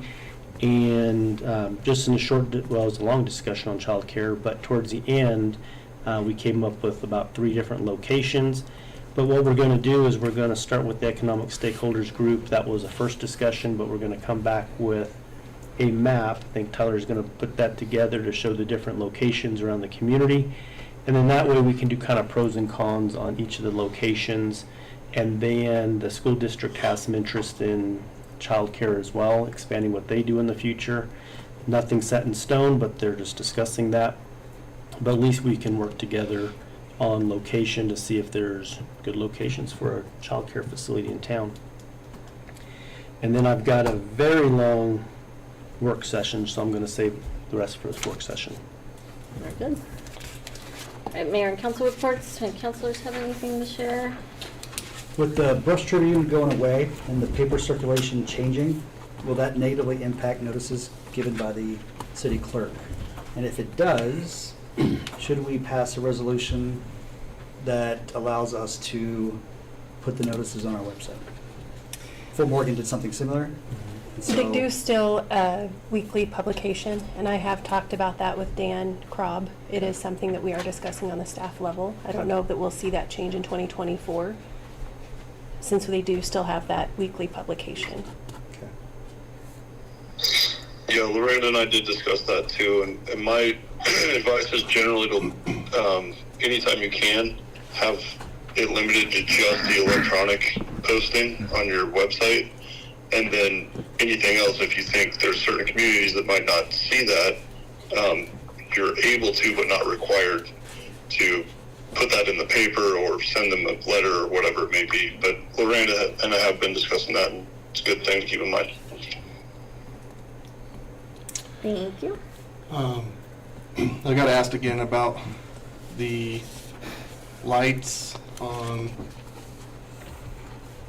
my brain's not working tonight, Edison Street. Downtown? City lights. The city lights, yeah, just. I saw the ones on the other night when I came in, the ones on the, over by Alcal, those ones are off for some reason. But that all did get repaired, because weren't they? Patrick probably knows more about the lights than anyone. It has not been repaired. Not yet. Not yet. So who do we hold responsible for that? Because it seems like it's taken a long time. Yeah. It went out just before, sorry. Go ahead. It went out just before the last Oktoberfest. Yeah. It was when they were putting the ADA, the new crossings as well as the new poles in. And that was all a CDOT project, right? Yes, So- there's more to this too, that I'll be glad to A lot talk of to you red about tape offline. to Yeah. cut through there. All right. Okay, thank you. I did have a question for Dale that I missed during when you were speaking, and we can follow up on it after, about the radar feedbacks for the library. I can even speak to that right now.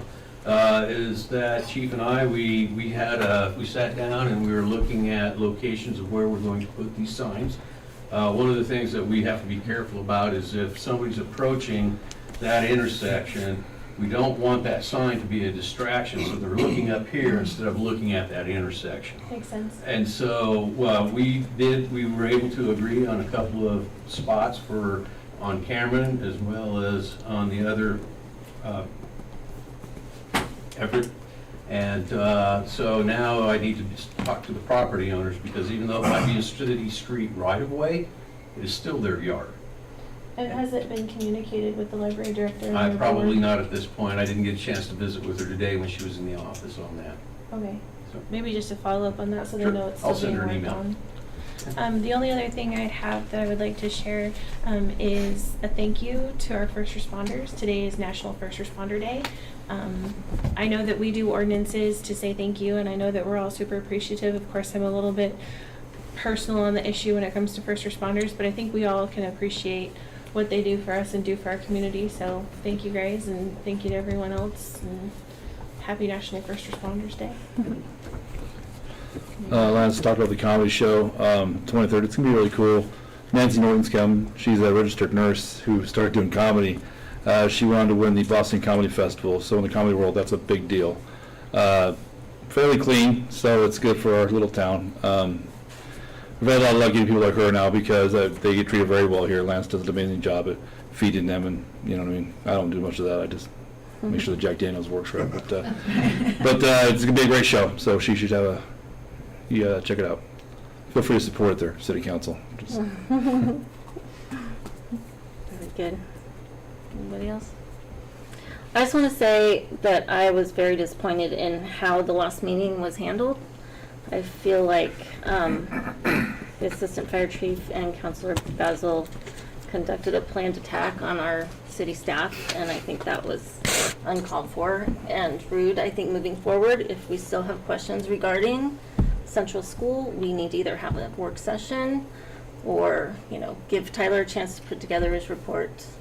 And, but we need to treat our staff with a little more respect and go through the correct chain of communication. If we have concerns, we go to Monty. And that's what happened. So maybe we need to have a work session, maybe address the city codes if there's questions on those, but that was all I wanted to say. Can I say something as a citizen? I don't think. Just saying, I think you're all doing a good job. But as a citizen looking in, I see the city council fighting with the city, and that's not good.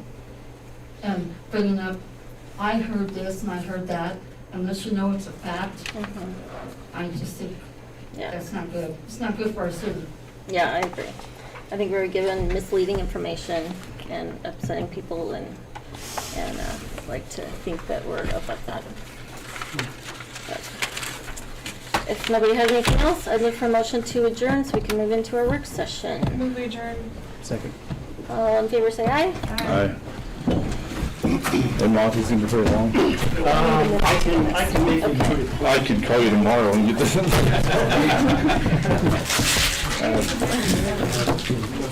My day starts in 5 hours, you know what I'm saying? Yeah.